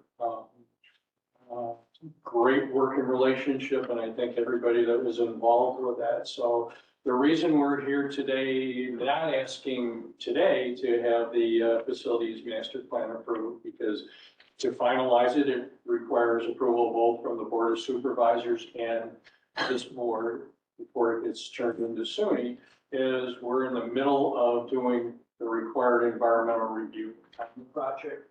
And so our board had a public hearing at the April 18th meeting. We anticipate finding making a negative determination of significance, saying we don't need to go farther. And then from the board's perspective, adopting the resolution, approving the plan. So we have to get through that process on the Board of Supervisors end before you guys can, as a Board of Trustees, can vote on adopting the plan. So that's kind of the remaining schedule. So unless you find some real big objection to the draft plan and kick it back to the committee, we're here today to just give you a fairly brief, but a good look at the highlights of the plan. And it's not all about expansion. It's really about, you're going to hear some different descriptions of what the purpose of the plan is, but it's really to make sure both the facilities that the county and the state have invested in are maintained, but they meet the needs of Finger Lakes Community College and now and into the future. So with that, I'll introduce Jerry DeRomanis and Barbara Burke from Lavelle Associates. And I will get out of the way. And thank you. And maybe before, Dr. Ortloff, maybe you have a word or two you might like to add to that. I can echo absolutely what Tom says. And I think the presentation will be very illuminating. It's been a very good process, one of the best processes I've enjoyed in my tenure in the senior leadership team. It's been a real pleasure to work with both our consultants and with the county so closely and with the trustees. It's a great coming together of different forces. We also had two representatives from our broader community, Milton Johnson and Sarah Moon, both of whom are fairly well known to this board. And I think that has been highly successful. For me, who looks at collaboration a lot, I will take that away more than perhaps, the findings of a plan that will continue to guide us, but processes live on sometimes more than plans do. So with that, Barbara and Jerry, thanks so much. Also want to give Kathy maybe an opportunity, since you're with us, Kathy. My only comment is it's been a long time to get to this point. Remember, we were starting this in 2019 and everything got stopped because of COVID. So even the year and a half that we've been working together a year, it's even been longer for me, to be honest, because we really need the document to move forward. So we're in a great place. Great. Our friends from Labella will be presenting the plan at a high level, going over some key points, and we're happy to answer any questions that come up, either any members of the team here as well as Trustee Geisen asked us to represent you. Great, great. Thank you. Well, please introduce yourself. The floor is yours. Well, thank you very much. I'm Jerry Romanis, architect and higher education studio manager at the Project associate. And before we get started, I do want to echo the comments, the other intro comments here, that this has been a highly enjoyable process from our perspective. Want to thank the board and the committee for this opportunity. Pleasure to present this today. Definitely has been a very long process, but a very collaborative process.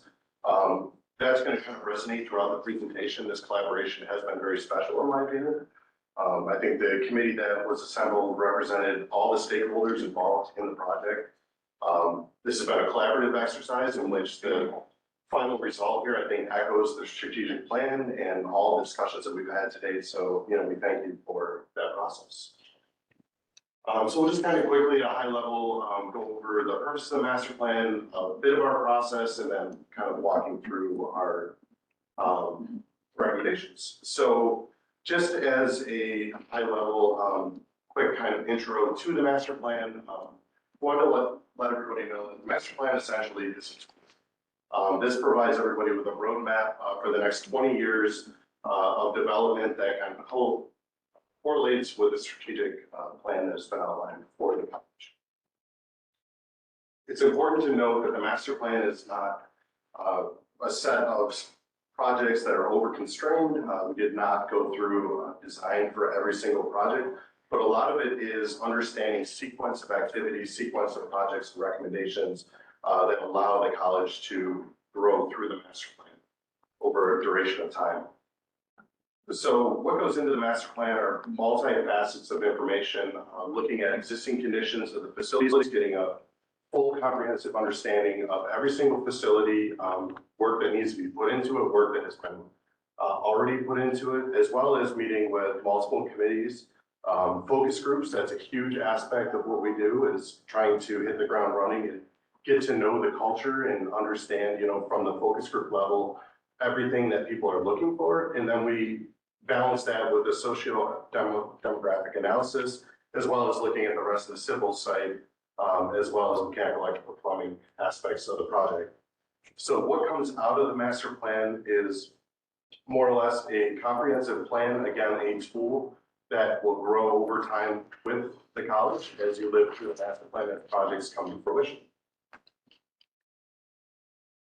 So jumping into our process, as was outlined, this was a nice long journey, about a year's worth of meetings and collaboration, but we break it down into 4 neat buckets. We're between bucket 3 and 4 right now, where we're looking to get comments and feedback, which we have so far on the draft master plan.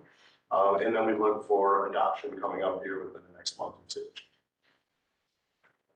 So as we reflect on that journey over the year, I did want to point out that collaboration, the amount of focus groups is very important. We hit that early in the project and touch base with focus groups throughout. So we had 24 of those, 13 master plan committees, collaborative discussions at each one. The subcommittees as well, we had 26 of those, as well as an open forum to present to the FLCC committee. All right, so here's a list of all of the facilities we studied. This is all FLCC campus locations that are owned or leased, also including CMAT. When we talk about the core service area, we are referencing these 4 counties that are shown in the bright colors.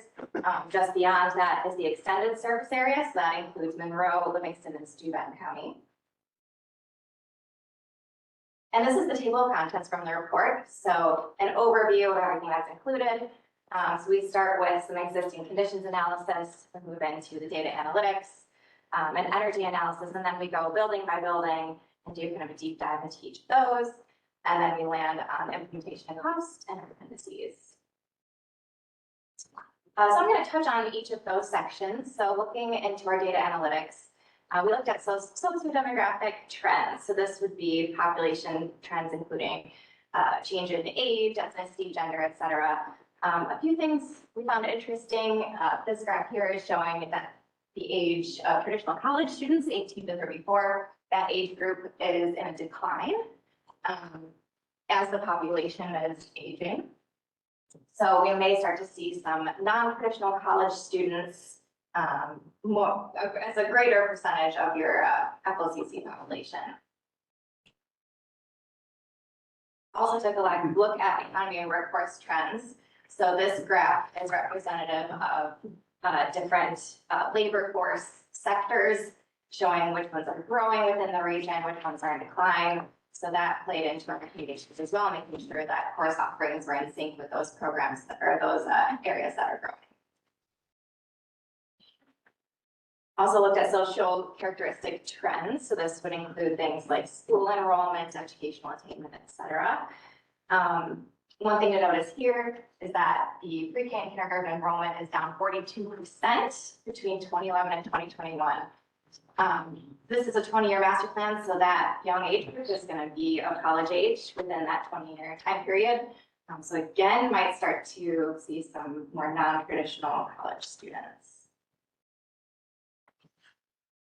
Also look specifically at FLCC's enrollment, which is in a bit of a decline, but we do see during COVID where a lot of the in-person enrollment took a hit, that FLCC online really took off. And it's a great option to expand your geographic range. So utilization is always very important when looking at each of these facilities. We looked at every classroom at every location. A good target that we like to see is around 50 to 60% utilized. So pretty consistently below that across the board. Some facilities much more so than others. There are a lot of factors that play into this.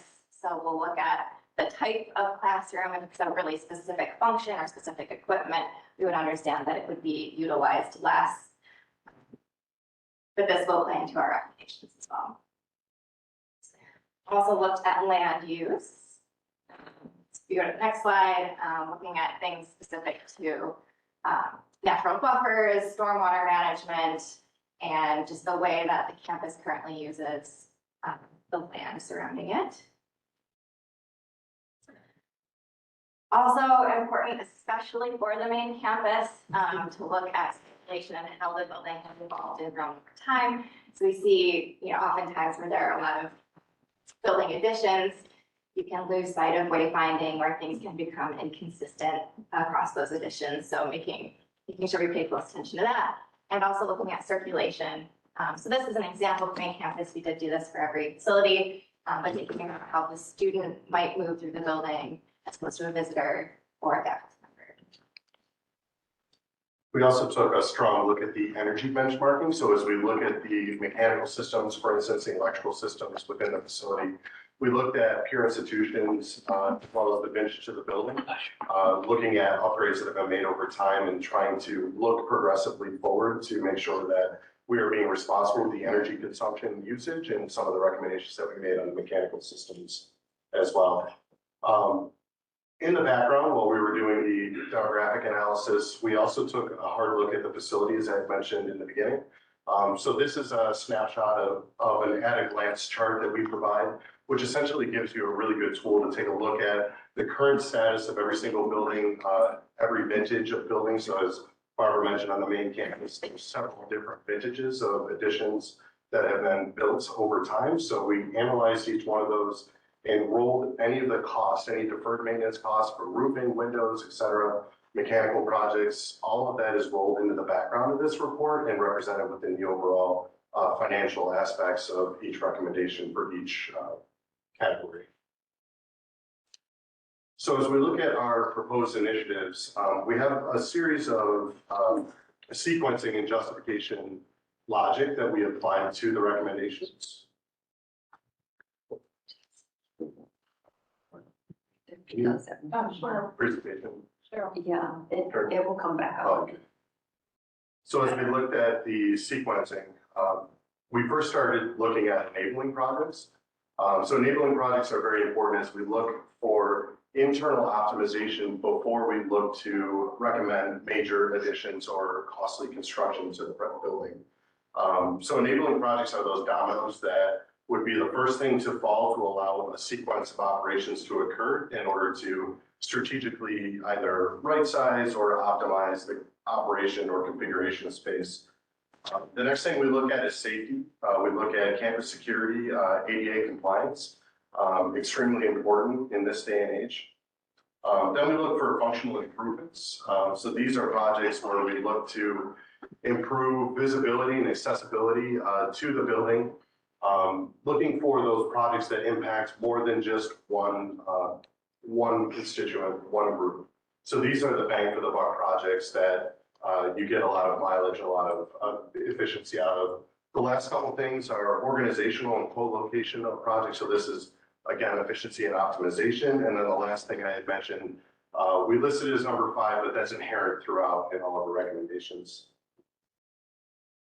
Great, so when making our recommendations, we did look at every scale. So this is the very zoomed out site scale. We won't go through all of these projects, but this designates areas for future development, stormwater management, etc.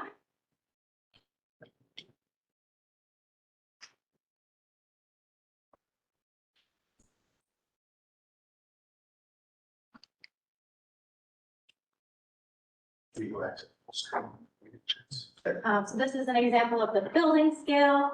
So as mentioned, a lot of these moves were strategic and within existing building footprints, very strategic and cautious in recommending a lot of new construction and expansion.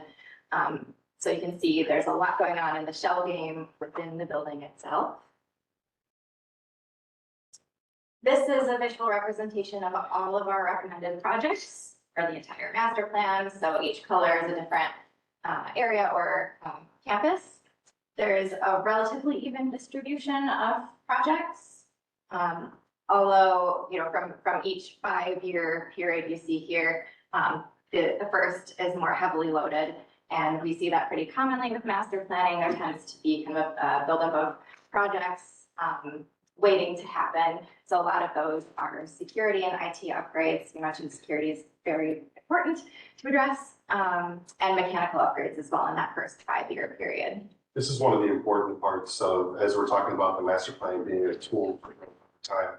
As we look at those projects, we understand that projects will slide up and down the scale as you live through the master plan. So typically we look at it a little bit more heavily front loaded and we allow for room as those projects do pass from one grouping to another. Again, when you look at the financial recommendations associated with that, we did include an inflated amount. So we understand that economically, a project that is done 5 years from now will cost much more than it is today. So we've allowed for that within the master plan as well. CMAQ was a component that we certainly took a very close look at. A lot of these projects are some projects that were underway, currently planned for, but also some future forward projects, really looking to continue to allow CMAQ to grow.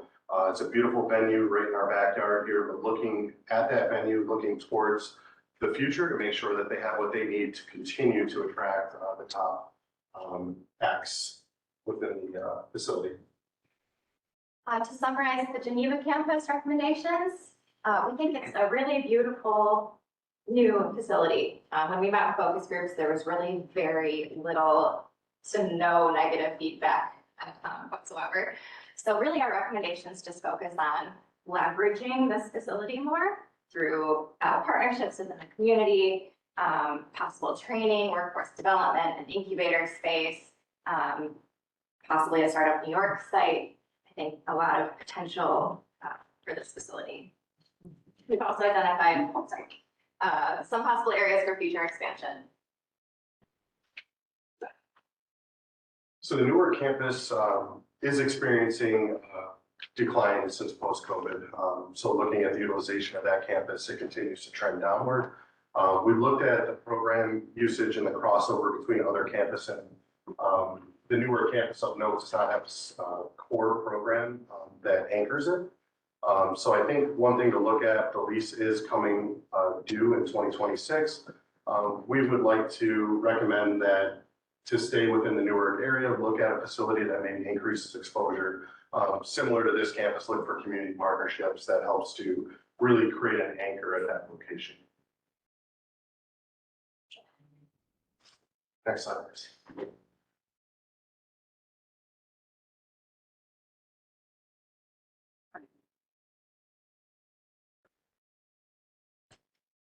Oh, okay. So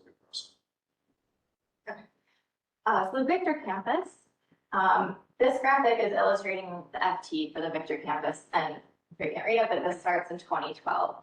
So the FT has been in decline really since long before COVID. And the lease cost is increasing by 3% every year. Transportation is an issue for students to get out to the Victor campus. And really what we ultimately found is that the current FTE does not justify continued use of that facility. So our recommendation is to relocate all the programs from the Victor campus to main campus.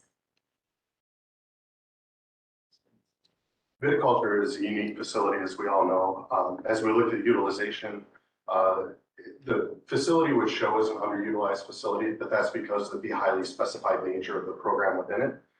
We think this is a jewel of the campus, and one of the things we'd like to encourage, similar to the Newark campus, look for ways to expose the program and look for ways to leverage the facility using the asset that the facility provides to create exposure for the college. We think it's an excellent facility for its intended use. So East Hill was a private residence, pictured here, a very unique private residence that was willed to FLCC for their use.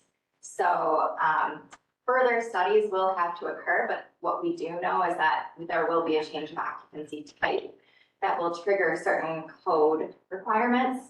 So it needs to change from a residential use to assembly or business. So that might trigger sprinklering. Definitely we'll have to examine the needs of egress, parking accessibility, and so on. We think that this could be a potential space for classrooms, labs, and a wildlife community center or event space. Furthermore, it could just be demolished. So really,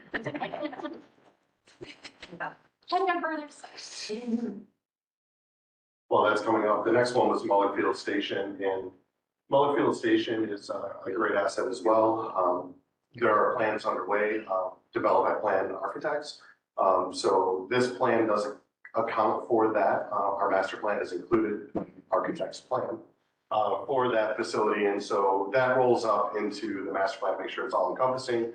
But that plan is in place to accommodate overnight accommodations, parking, and to really expand their ADA accessibility and use of the facility itself. All right, so this is really just focusing on main campus projects. And these are the architectural projects that we think will probably be the most visible and felt of the projects. So we'll go year by year. So this is the first 5-year period. So our recommendations here include improved security measures, including a college-wide access control system. A new building, this is the only new standalone building we're recommending as part of the master plan. This would include conservation program, a new greenhouse. The existing greenhouse is really at the end of its life. And also some community partnerships with Cornell Cooperative Extension, Ontario County Soil and Water Conservation District, and a space for workforce development as well. So we see that there could be a lot of synergy between those programs. Also bringing the Victor program to main campus, as we have previously discussed. So the conservation building is actually an enabling project to create the space to bring the Victor program to main campus. Consolidation of IT, this was something we heard from many focus groups. Moving the gallery and executive boardroom, really swapping places, that will benefit both, and really creating a lot more visibility for the gallery space within the main entry. Some library reorganization projects, and the creation of swing space that again will enable some of these subsequent projects. In the second 5 years, we're looking at an athletics addition and renovation. So this is the other new construction project. So this would provide more room for lockers, for offices, and create more of an obvious entry point into the athletic swimming building. Create new space for esports. Relocate the honors classrooms. Consolidate health science. So that was one where just a lot of the classrooms and offices were scattered across the building. So co-locating them. Co-locating GED and ESL and making sure those are easily accessible to visitors to the building, and consolidating some academic offices. In the third 5-year period, we're looking at renovating the cafe for flexibility. So right now there's some beautiful fixed seating structures. They're great, but they do limit the use of the space. So if there were more loose, not fixed furniture that could be cleared out, that could be more of an event, multi-use type space. The creation of a student lounge and game room. This was the number one request from students. Moving the teaching and learning center to make that more visible, and adding some space for the culinary and hospitality program. And lastly, co-locating marketing, PR, and development into a creative services suite. So that's creating some beneficial adjacencies for them. The creation of additional conference rooms, administrative and facilities organization, and adding a cafe to the bookstore. So this is by no means a complete or comprehensive list. These are not kind of listed in any particular order, just kind of within their respective implementation periods. So this last slide represents the rollout costs for each one of those 5-year periods.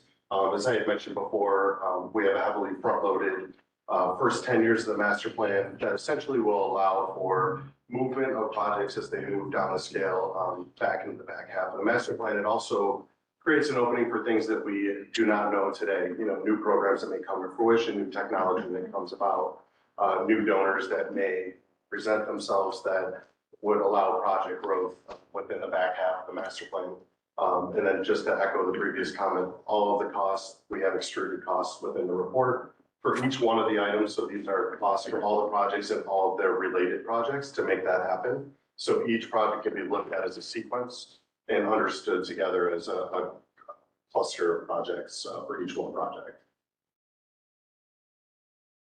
And that is it for our formal presentation. Thank you. Before we get to questions, let's give maybe trustee guys and ask those who are members of the committee an opportunity for a comment or two. I've had a chance, obviously, to be intimately involved, and I would love to have both of your perspectives. It was a great process.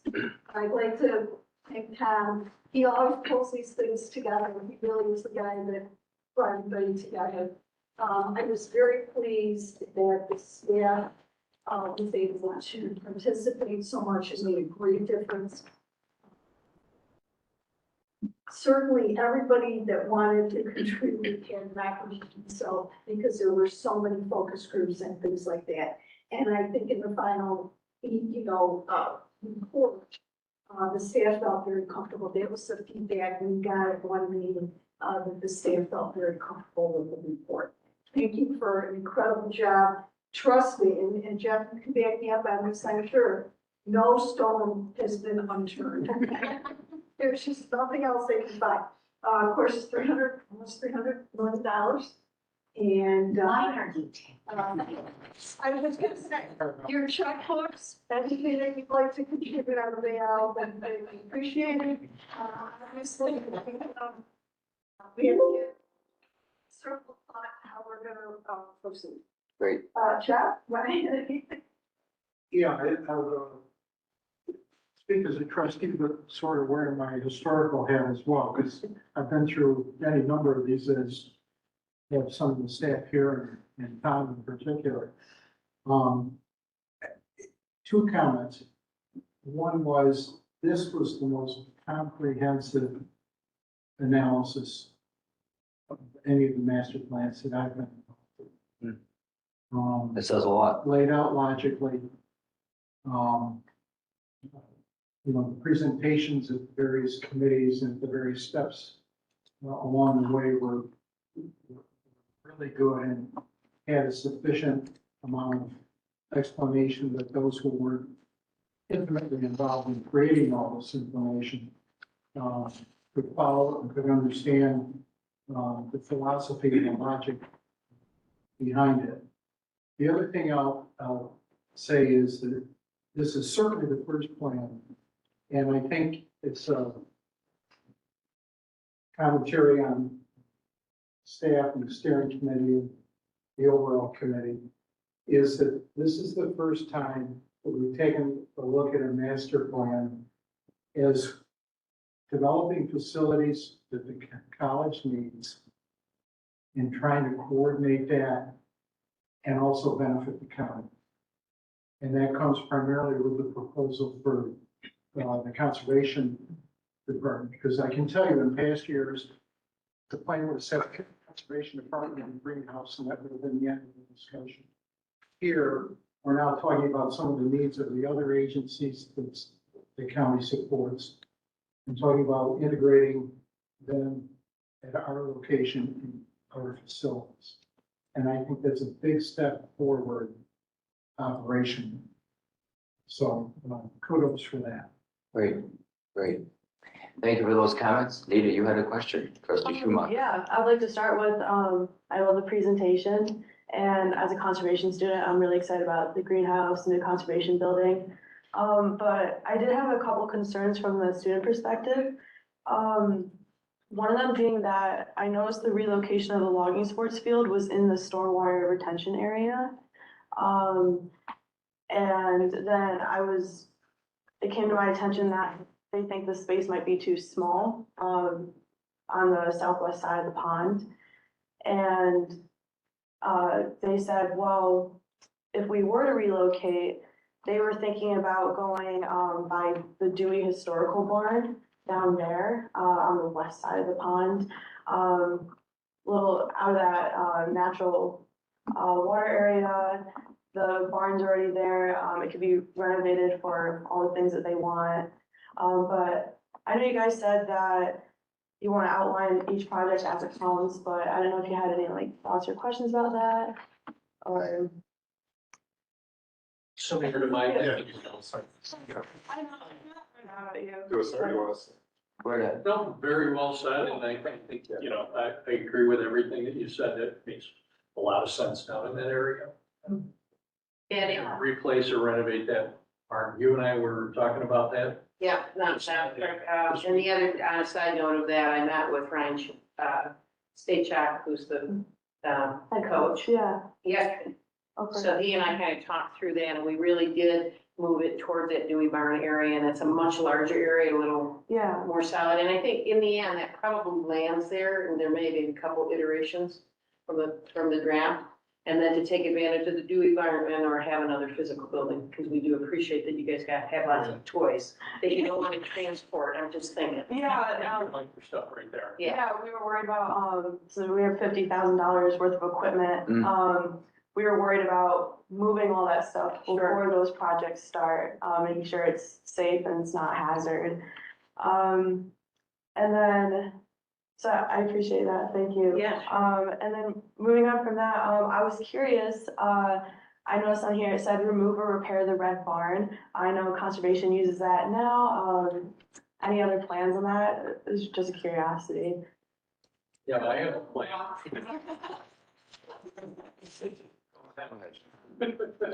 We understand how utilized that barn is. There are just pretty severe structural concerns.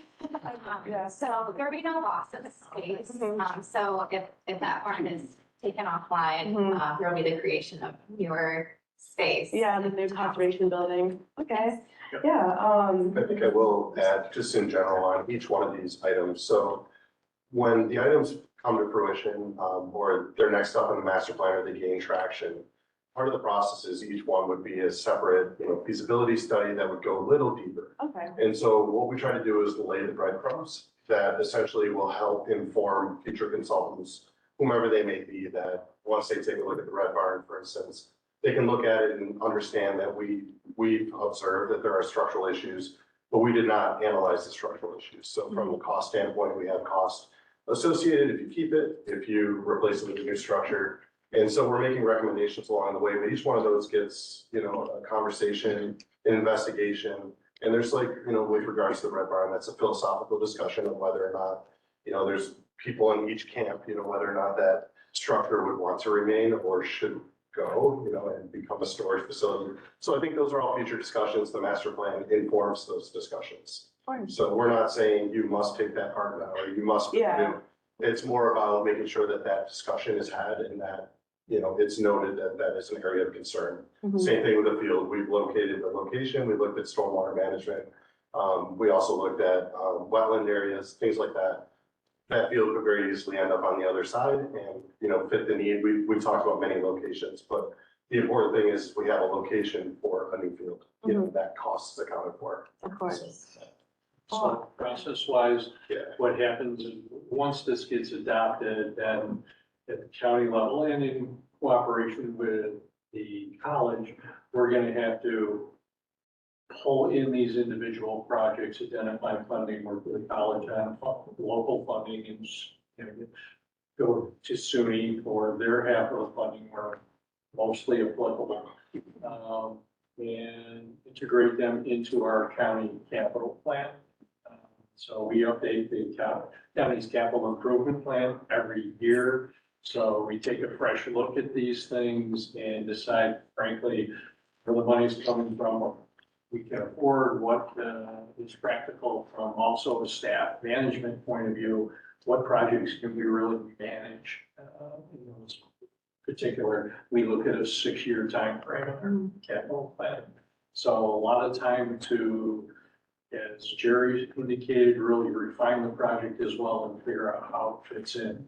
One thing that we didn't talk about a lot in the presentation, I think, and it bears a remark here, is how we went through and prioritized these different projects, right? We created a list of projects and then we figured out what were related and then we pushed it back to that big committee to say, hey, what's your priority? Then we took a look at the cost and we asked them, does your opinion change? Then we pushed it out, and Deborah did a great job to FLCC faculty, staff, and students, and we did presentations and they did an online survey, and it was very gratifying that, obviously, as a team, we reached out and we talked to enough people that the opinions and the information that we brought forward to the special committee really mirrored the opinion of faculty, staff, and the students about what the higher priority projects were. Bringing the technology department back from the Victor campus, very high priority. Getting the conservation building built and building those partnerships with the community with soil, water, and Cornell Cooperative Extension right at the top of the list. Okay, great. Yeah, I appreciate it. And I appreciate you guys keeping logging sports in mind and the student experience as well. Thank you, Trustee Schumacher. Other questions or final questions you might have, Trustee Schumacher, anything else from you? Nothing at this moment. Again, I'm really excited about, a new conservation building, and I was impressed with like all the partnerships and whatnot. But yeah, that was really the concern I had was logging sports. And then I was just curious about the garden. Great, thank you. Trustee Malek. Thank you for all the excellent work in the presentation. I echo Trustee Schumacher's comments about the collaboration. I think it's very, very exciting. This is a county jewel and we should make the most of that. So having that collaboration, sex of collaboration is wonderful. My only disappointment is that there is no holodeck that we're looking at. And I say that half in jest. And it may be in here somewhere, but I'm not sure.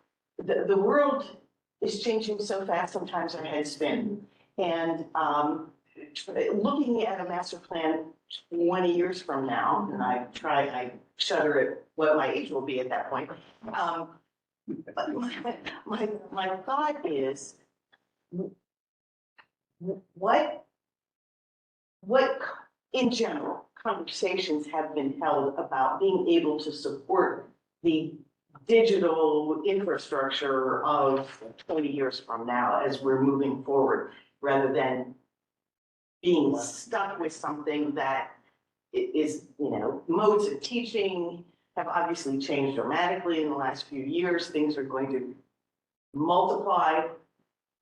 How does that fit into the master plan discussion? Yeah, so we can take that in layers. So definitely dynamic.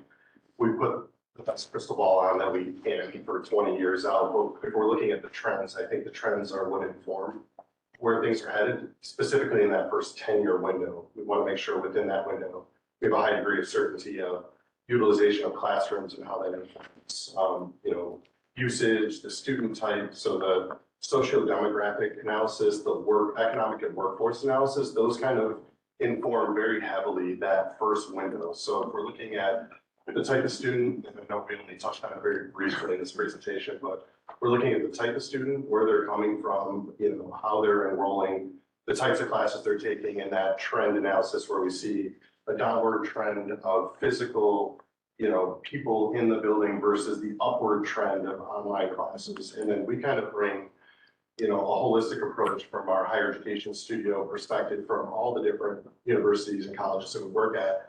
And it's similar across the board. You're looking at a high degree of high flex online class usage, as well as in-person usage of facilities for core curriculum. So that leads me into the economic and workforce analysis that we did. So we looked at the regional reach of the college, where the students are coming from, and then you look at the jobs in the area, and you look where the job trends are pointing, and that informs which programs are going to likely increase enrollment, which ones are going to decline potentially, and which ones are best to invest in. So there's a lot of discussions that happen very early on in this project relative to that.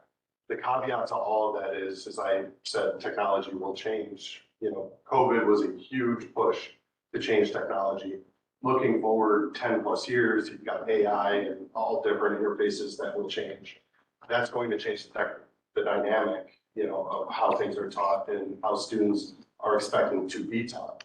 And so all of that, is something that will remain in flux, which is why the back half of master plan allows wiggle room for that. So it's a very challenging, very interesting conversation. It's difficult to predict everything. So I'll add to that a little bit. We talked a lot about the architectural components. There are a lot of projects that are in there embedded about policy operations and IT. We took a look at the IT master plan for the IT department. There are a lot of recommendations in there about keeping the technology current on campus as well. And of course, master plans in my world as a planner are not supposed to be static, right? So we're going to, the view for the future is we're going to update this as necessary as we move forward as things change. We'll add the technology across the board. When we went room by room and took a look at every single classroom, many campuses that we work with reacted to COVID. This campus was proactive. You already had infrastructure in place. You had a lot of that high flex technology, and that technology is the same across the board with all the classrooms, which is atypical for many of the universities we work with. So kudos to you guys for that. But I think that infrastructure was noted, and you have a lot of room for growth. A lot of the IT master plan is forward thinking about which technology will become dated, what technology would need to be replaced. And all of that has been accounted for from the technology standpoint. What that exact technology is, I think, is going to be one of those things that will have to. Dr. Orr? Jerry said exactly what I wanted to say, so well. Trustee Mihalik, other follow-ups, questions? Anything at all? No, I'm just hoping we have room for all that augmented reality and, we obviously have very innovative faculty and staff that are willing to explore these, and I just want to make sure that we give them room Yeah, to and do you that guys, innovation. you're ahead of that too, with the HoloLens and Yes. how that is not only developing for a single program, but multiple programs are jumping into the usage of that and trying to figure out how that augmented reality can help their programs. So, like I said, you're ahead of the curve from a technology standpoint. And so a lot of the recommendations, even reorganization in the building, like 2014, there's no recommendation to build general purpose classroom. There's several recommendations to repurpose some of the existing classrooms for specialty uses as well. Thank you. Other questions from other trustees? Yes, trustee Schumacher, please. So I was just curious, in the one slide where it says area for future development, any ideas what you guys might want to do that, or is it just future development maybe? On the main campus, Yes. that may be a field house. I'm not supposed to do that, but. It's all right. It's very open. But it's just that there's space. It could be something else, because there were several of them distributed around the campus. Yeah. Some of that came out of, as we were exploring where the opportunity for conservation building would be, we also looked at where would areas of development be on campus, and we explored the pros and cons of each location, from a visibility aspect to existing utility infrastructure aspect. And then weighed, which one would make sense for the conservation building. Left kind of behind that study, identified those locations where it would make sense for development. And again, as things come to fruition, or additional building potential or development occurs, you have locations that are more or less predefined for various reasons, for development. And we looked at different campus centers as well for development, as we noted, for here in Geneva, the open space, we explored viticulture, a little more difficult there based on, who owns what in that area. But yeah. Nothing slips by trustee Schumacher. It's clear like you read the plans. Appreciate it. Do you have a follow-up, or you're all set? Oh, no, just thank you. All right. Other questions from trustees? So I just had one, and it's underneath the environmental category.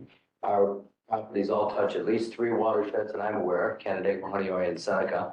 Attention to the watersheds that we currently have in the facilities we currently have, in any expansions.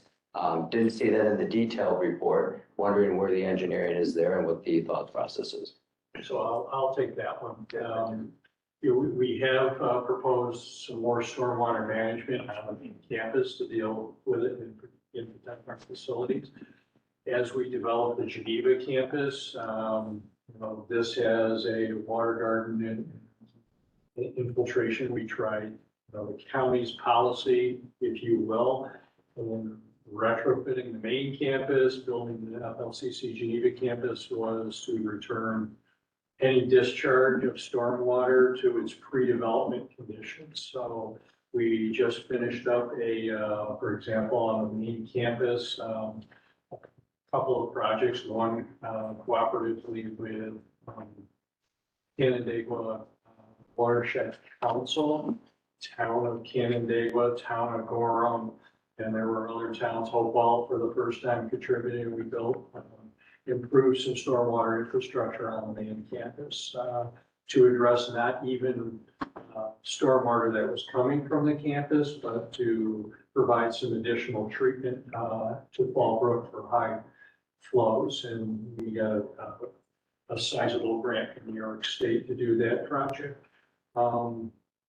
We just completed a study of the stormwater ponds that the county built in 2006 or 7. It was one of my projects. Again, we got a big grant because GLOT, that part of the campus was built with no stormwater facility infrastructure. And again, we designed that facility to return the discharges to pre-development conditions. Our current study was to say, hey, we've had a couple of storm events. County Road 18 culvert failed, dumped a lot of sediment in there. What do we have to do to make sure that stormwater facility is still performing the way it should? So we got recommendations. Some of the banks have settled. It still functions the way it should, but we had some TLC in our, we turned it over to our county public works department, and they're going forward with design Right now, they hired Stan Tech to do the design work for doing some upkeep to that facility. So that's our mantra. That's what we'll continue to do. Okay. I just might encourage, I apologize if I missed it, but maybe a call out for all that work that's being done to be included in that master plan. It's not just a small, but a large segment of terms of our quality of life where we live. So if it was there, I apologize for missing it, but I certainly think that should be recognized and acknowledged in the plan. Good point.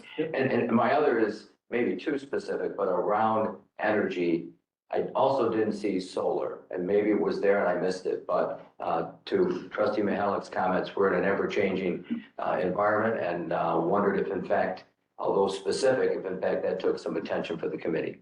Yeah, and I think, Jerry, you can speak to it, but I know part of the energy analysis, it talks about the future, it talks about electrification and some of the requirements of New York State. It's a big bite. So that is mentioned, not as specific, we're gonna have a solar farm on such a location, but alternative energy is in the master plan and is recognized as we continue to move forward.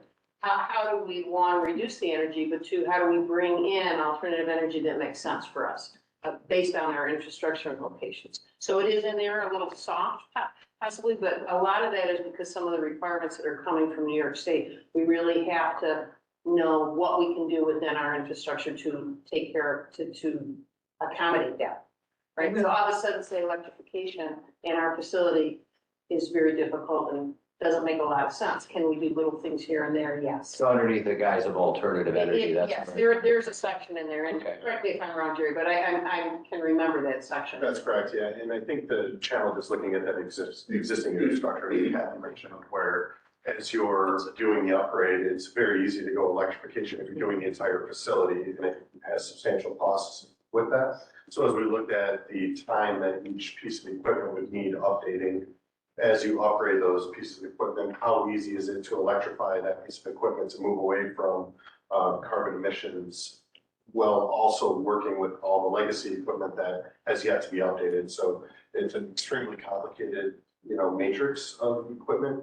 So recommendations are in there and the costs are in there for that, but you're right. I think it might be a little soft in terms of saying solar farm this, but it's more understanding that the grid will provide that carbon neutral connection to our facility and what to the pieces of equipment. And my only other comment, just to elaborate just a little bit, we're talking about this greenhouse slash horticulture slash conservation slash, whatever the final title will be.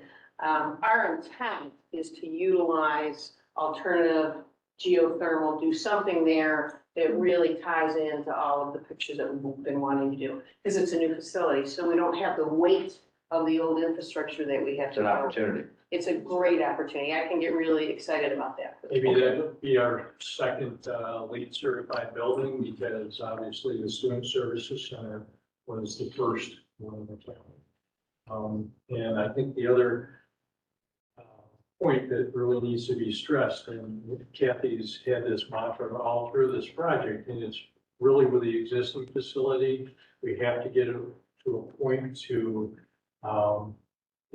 with the existing infrastructure to maximize our efficiency there before we go all off into designing and installing a solar facility, because otherwise we're going to be way over what we really need.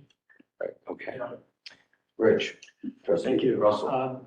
One more thought on the environmental aspect of this plan is the fact that relocating Conservation District on with the main campus is going to leverage probably the greatest extent of environmental knowledge and expertise for Ontario County, the entire county.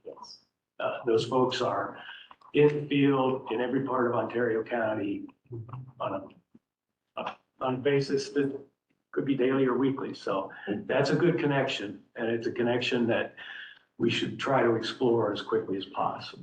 We use them for all our review of our project, stormwater and erosion control measures, and they also do all of our inspections for our construction projects. Okay. Well, big assets for the faculty too. Yes. Final questions from the trustees. Thank you to our presenters. Before we move off this, Dr. Orloff, you get the final word. I will just, on behalf of the college, thank our colleagues from La Bella. It has, as I said, been a true pleasure and collaboration. And I know I also speak in this space for the county. It's been a great collaboration, and we look forward to the next steps where it gets even more exciting. Great. Thank you all. We appreciate your participation. Thanks very much. As we're transitioning here, we're going to welcome Rich back up to the pseudo podium. There it is right there. And as we take on resolutions and informational items here, it looks like we have 4 in front of us. And Rich, the floor is yours. Sure, thank you. Yeah, we have 2 resolutions to discuss. The first resolution to accept the auditor's report for the FLCC's financial statement for the 2022 and 2023 fiscal year that Randy just presented earlier. Just to note that this is just for the financial statement. The financial single audit is scheduled to be finalized in May. Good point. Frame. Good point. Glad you brought that up. June 30th deadline, so more to come on that one. Wonderful. Questions on that resolution? Keep on going. Yeah. Sure. The second resolution is to approve the lease renewal between FLCC and Sea Lake properties for the art space located at 36 Main Street in Canandaigua for 3 years. The annualized rent for this period for the first year is $19,200, which is a $600 increase over what's currently in place, and the final year of the agreement increases to $19,800. Okay. 2 informational items. Yes, the first one is for the acceptance of the information item is for the acceptance of the bid for the virtual welding equipment. As we sort of discussed a little bit earlier from Todd's presentation. We awarded that to Midwest Technology Products Company, with a total of $115,967. There were 3 bidders in total, and Midwest Technology was the lowest bidder. Just real quick, just the phrase virtual welding equipment. Yeah. Can you just, is a quick explanation of 30 seconds? I'm not sure if I'm an expert on the item. I started the idea and I wanted it done 10 years ago. It's really portable welding that's using virtual reality with the goggles on, that you actually do a weld, where you're actually being taught where you're going off track and take the weld right at the site of what you do it. Far better than when we have welding programs that don't have it, where you do a full weld, take the 2 pieces of rolled steel, take it to your instructor, and they look at it and go, "You're off right here, that's no good. Go take it back, do it again." And you're getting taught on real time where you're at in the welding. And it's almost as good as a real thing. The only thing you can't get is you can't get professional welding certifications that you can get when you do the actual real weld itself. Okay. And we already have the first program built, or potentially built, coming from the school district area. And we'll probably be looking for more equipment to expand that program down the road. But what's good is it's portable, and you can take it from place to place, which is good when we're in a rural area. It's really good. That's also, there's no additional renovation cost, equipment cost.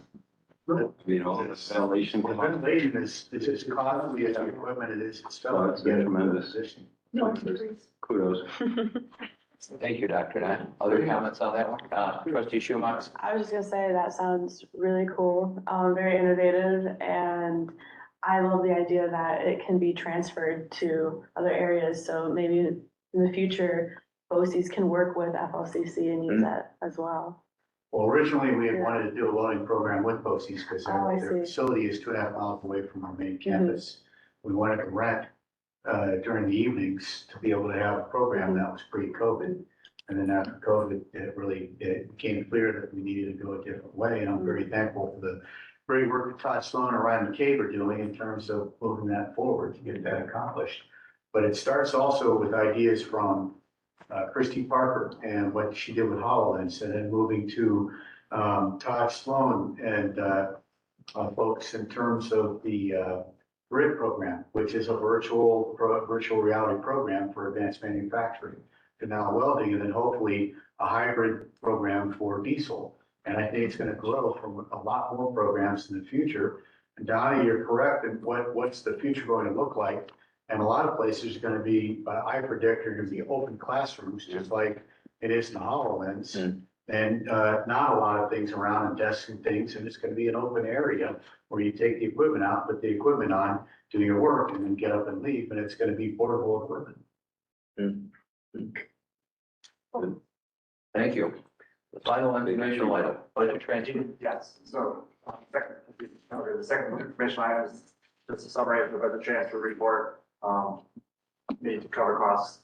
These are mainly interdepartment transfers. Okay, questions on that? Thank you, Rich. Nice job. Entertain a motion, please, to adjourn. So moved by John, second by trustee Cushman. Thank you. All in favor? Carried. Trustee guys? Okay, thank you. We do have an executive session this evening, so I'd like to move on with the regular meeting so that we can adjourn and let all those that do not have to stay, have the opportunity to vote. So I'm going to call to order the April 3rd meeting of Board of Trustees of FLCC. The first order of business will be community public comment. Is there anyone here in the room or virtually that would like to speak? Trustee Russell. Thank you, Chair. I had the ability to share the Laker magazine yesterday with some folks who I was working with. And as the magazine was getting passed around and we were talking about certain people there, one of the people I was working with looked and said, "Oh, that's my neighbor. That is a fantastic program." And it was the Mushroom Sugars program. So I said, "Please take the magazine, give it to the neighbor." Well, she did better. She called the neighbor and the neighbor came over and said, "Yeah, my son, I probably wouldn't have known about this." And so it's a real testament that magazine travels well, it's very professionally done, and we need more people circulating it in the community because apparently the kids don't show their parents. Shock. Thank you very much for your present comment. Any other comments? I'll just piggyback on that, because one of the articles in there, about Ted Kaczynski, who was the former chairman of the Board of Supervisors. So when I saw it, I called him up and I said, "Hey, you rock star." And, he knew, yeah, and he knew it was gonna come out, he just didn't know when. So we had a nice conversation about that. He'll get his copy and I'm sure show it to a lot of people. It's great. Anyone else comment this evening? All right, then I go to trustee Mahalik with 4 resolutions who she has sent out, so I don't know what we're going to do. But Next item. I think we'll go to the next item, yes. The next item is to approve the consent agenda, the minutes and the consent agenda. Can I have somebody move? And second, Jeff. All in favor? Okay. Good, you can do it away. All right, then resolutions, and the consent agenda. Can I have someone move? I gotta interrupt you. Oh, I'm sorry, because we haven't reviewed her. I can't hear. We haven't reviewed the one that Donna was gonna review. We're gonna come back to that. Okay. Should I move? It's in the consent agenda that's listed on it. Oh. Resolutions. Okay, then, I guess we'll have to, we're gonna come back, we'll have to go down to, old business. All right, then we will go down to old business, any old business. New business. I have these trustee reports, I'm gonna pass them for your reading pleasure. This one is on funding and building a legacy. Pass this one this way. This one is very interesting, fostering change, and made me think about our strategic grants and how sometimes you have to fail to succeed. And you try a lot of different things, they don't always come to fruition. And so that I thought was very interesting, and plus other ones. Legislative Summit and the undervaluing of community colleges, that we have a lot of value. And so. Trustee Cushman. Yeah, Trustee Cushman. And this one, the good article on rural institutions. And we're considered rural here. So, I'll pass this one that way too. All right, that's all, I have. And, go ahead, Jess, I have chair's report, president's report. Okay, I'll be brief. My report is in the documents you have, but I'll add two things that aren't in the report. First off, we're just talking about Jim Hewlett's program and the mushrooms and everything. Jim Hewlett worked on a grant project that is going to bring another $100,000 to be able to run research on with this program. And it is with a grant from BioMate, which is very highly competitive. And that it will be working with the National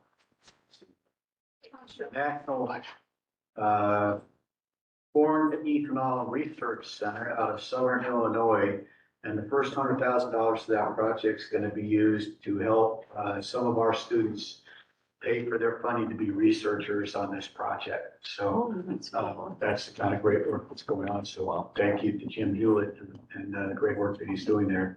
And then second to the student affairs staff and the Veterans Affairs Coordinator for work on being named a gold member of the military friendly schools, which is the second time in 10 years that we've been named a gold member versus silver or bronze.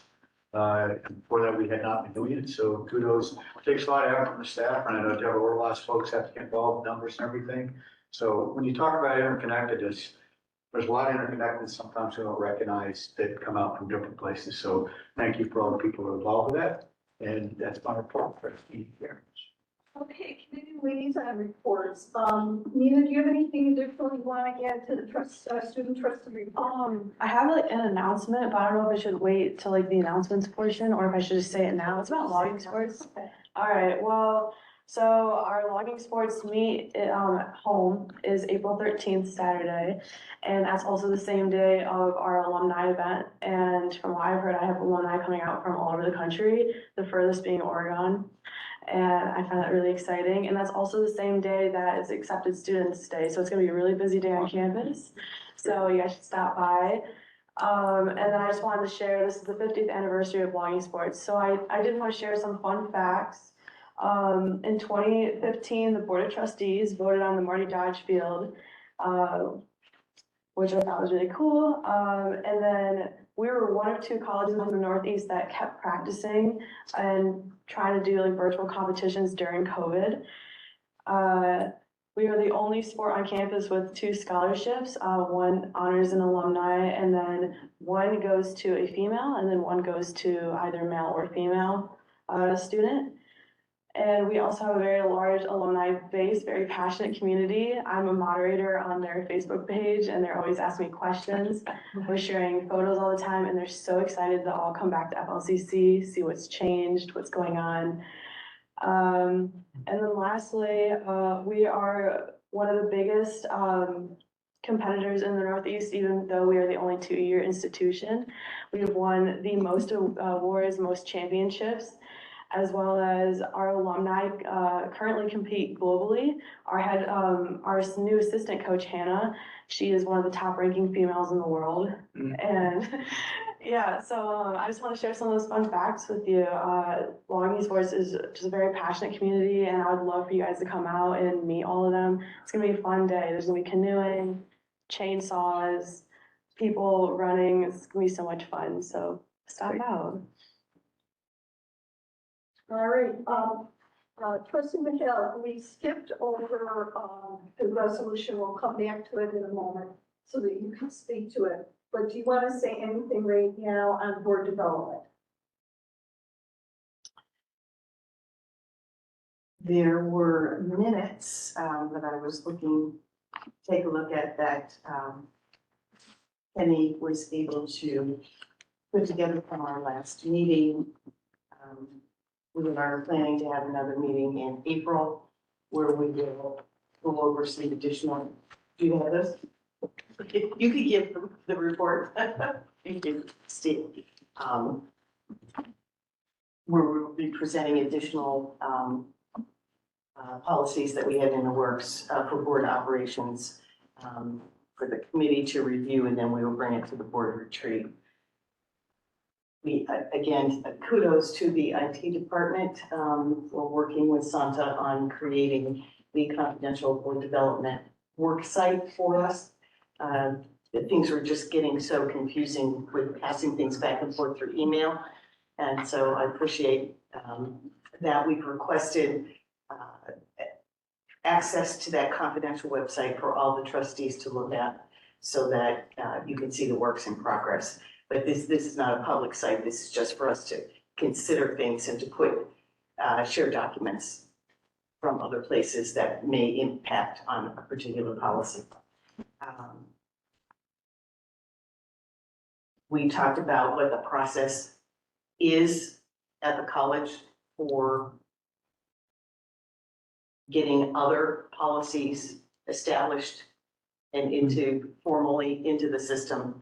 And I think we have, again, gone over a few more bumps in the road, but I think we have finally figured out what that process will be for board operations policy. These are policies that only relate to the operation of the Board of Trustees, but they will be included in all of the public policies after we approve them. We have people who are working on a variety of additional policies. If anybody thinks that there ought to be a policy that relates to board operations, Steve or Joan or myself or Santa a heads up about that. And thank you to Joan and to the executive committee for including board development on the retreat agenda for the next one.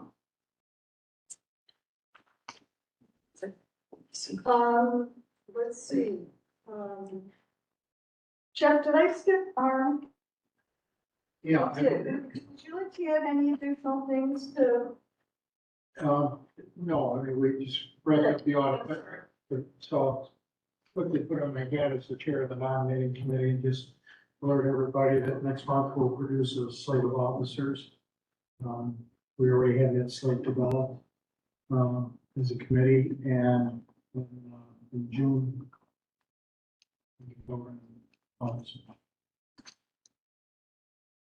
Association, Don, do you have any additional things you'd like to add? No, just a written report. Okay. There's a Valentine week from this Friday. If you haven't bought your ticket, you're on the waiting list.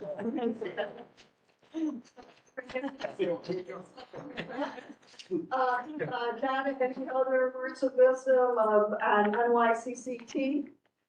Just a reminder that George and I will be going to the NYCCT Board of Directors meeting next weekend, next Saturday. Unfortunately, right during the logging competition. It is we're very disappointed. So unfortunately, George and I will not be there, but we'll be there in spirit. So we'll bring back some additional information. George will have more updated information since he's leading the advocacy charge in the state for the trustees. But I just did want to say that efforts continue very strongly. The collaboration with the presidents is a fine-tuned machine. I think at this point, this is, I think, the best relationship the two organizations have had, certainly in my 16 years here. So I'm very pleased that we are continuing to explain the disparity that exists with community colleges and the inequity in how we are funded. That advocacy effort with the lobbyists will now be a 12-month of the year contract before we were working up to that. So it will not stop. George, you have anything else you want to add? No, the budget is, spoke to some staffers and there's nothing going on right now. So we don't know where it'll go with the budget. We suspect it will be at our floor again. But we have made great strides. I do appreciate all of the groundwork that Trustee Mihalik did to get the president's in a place where they are right now, and we work every day to make sure we continue to honor that relationship and make sure that that's happening. And it does feel, Dr. and I are in those meetings often, it almost feels like it's a group hug. I mean, everybody is really, really in sync. We understand our roles, and we're moving along in it very well. There's one other issue that's Bill that came up unexpectedly that we're responding to now. I'd rather not go into detail on that at this point, but it is being handled, and we're hopeful that we can get the assembly to keep it from being voted on. So that's all I can add. Thank you. Would you like to, George, make any additional comments, student corp or anything like that? Everything's in my report. The only thing I'd say is we did have our networking lunch with the students, and I'd just like to open the floor to other trustees who attended and to get any response to that event. I'll say something. I think Student Corp is really well organized this year, and Bateman, the president, is very impressive. And I'm trying to convince him to be a student trustee in the future, because he's really good at what he does. Drew's been fantastic. Andrew Bateman is, for everybody's background, he also is the one who authored the resolution and the letter to the governor about funding by the students. Any other comments for the? Just one, based on the luncheon, I was teamed up with Megan, and we enjoy history. That's the real commonality. So we talked about it a lot at the luncheon, but since then we've exchanged 2 books.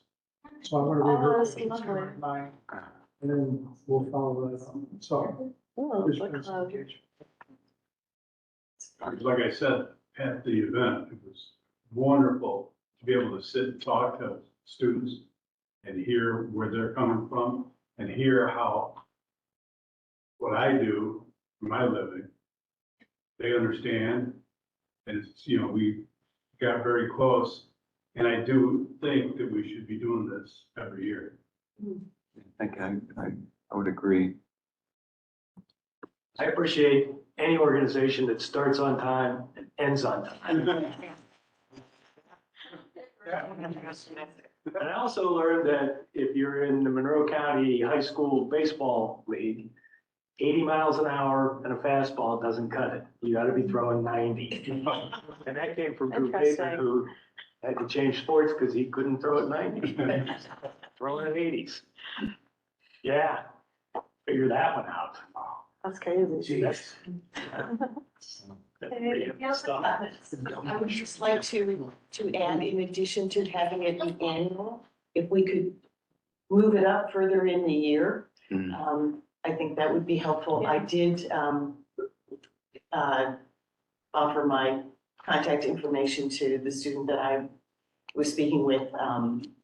We had a very interesting conversation, somewhat wide-ranging, but I did get some insights into microaggressions against people of color from a personal perspective, which was interesting. And appreciated the very optimistic approach that the student took towards it. But I think it's indicative that we can't say, oh, look at all the good things we're doing. There are still plenty of hurdles that students of color find here. So I also thought it was extremely informative, and we'd love to do it again. I'd just like to thank the trustees for participating and joining in the spirit in which it was intended. And I want to thank Dr. Nye's office and Penny in particular for doing the arrangements that had to happen to make all that go. So thank you. Back to John. Any other comments? All right, then we have not voted yet on the consent agenda because I wanted to give Donna an opportunity to make any comments she wanted to on the board resolutions. But before I turn it over to you, Donna, I want to thank not only Donna, but Santa could not be here this evening, but she and Donna put in an awful lot of time and work to try and get this going. And I appreciate very much the time you two have put in. And I think you want to just probably say a few words about the resolutions. Everybody, I'm sure, has read them. It's been a while since you've seen this policy, but we did discuss it, we did talk about it at a retreat, and and I am sorry that Santa could not be here for this, she's in Italy. I would think I could say. But she was very passionate about the professional education of trustees. And so this was near and dear to her heart. She did put a lot of effort into this. And so I appreciate her work and the input that we got back from the rest of the trustees. So we've incorporated it all. And so we will now have an enshrined policy that even though the state does not require, New York State does not require professional development, at least yet, of its trustees, other states do. And so I think we're following in a very good benchmark here. So thank you. Questions for Donna? Okay, Donna, thank you very much, and again, for all the work you've done.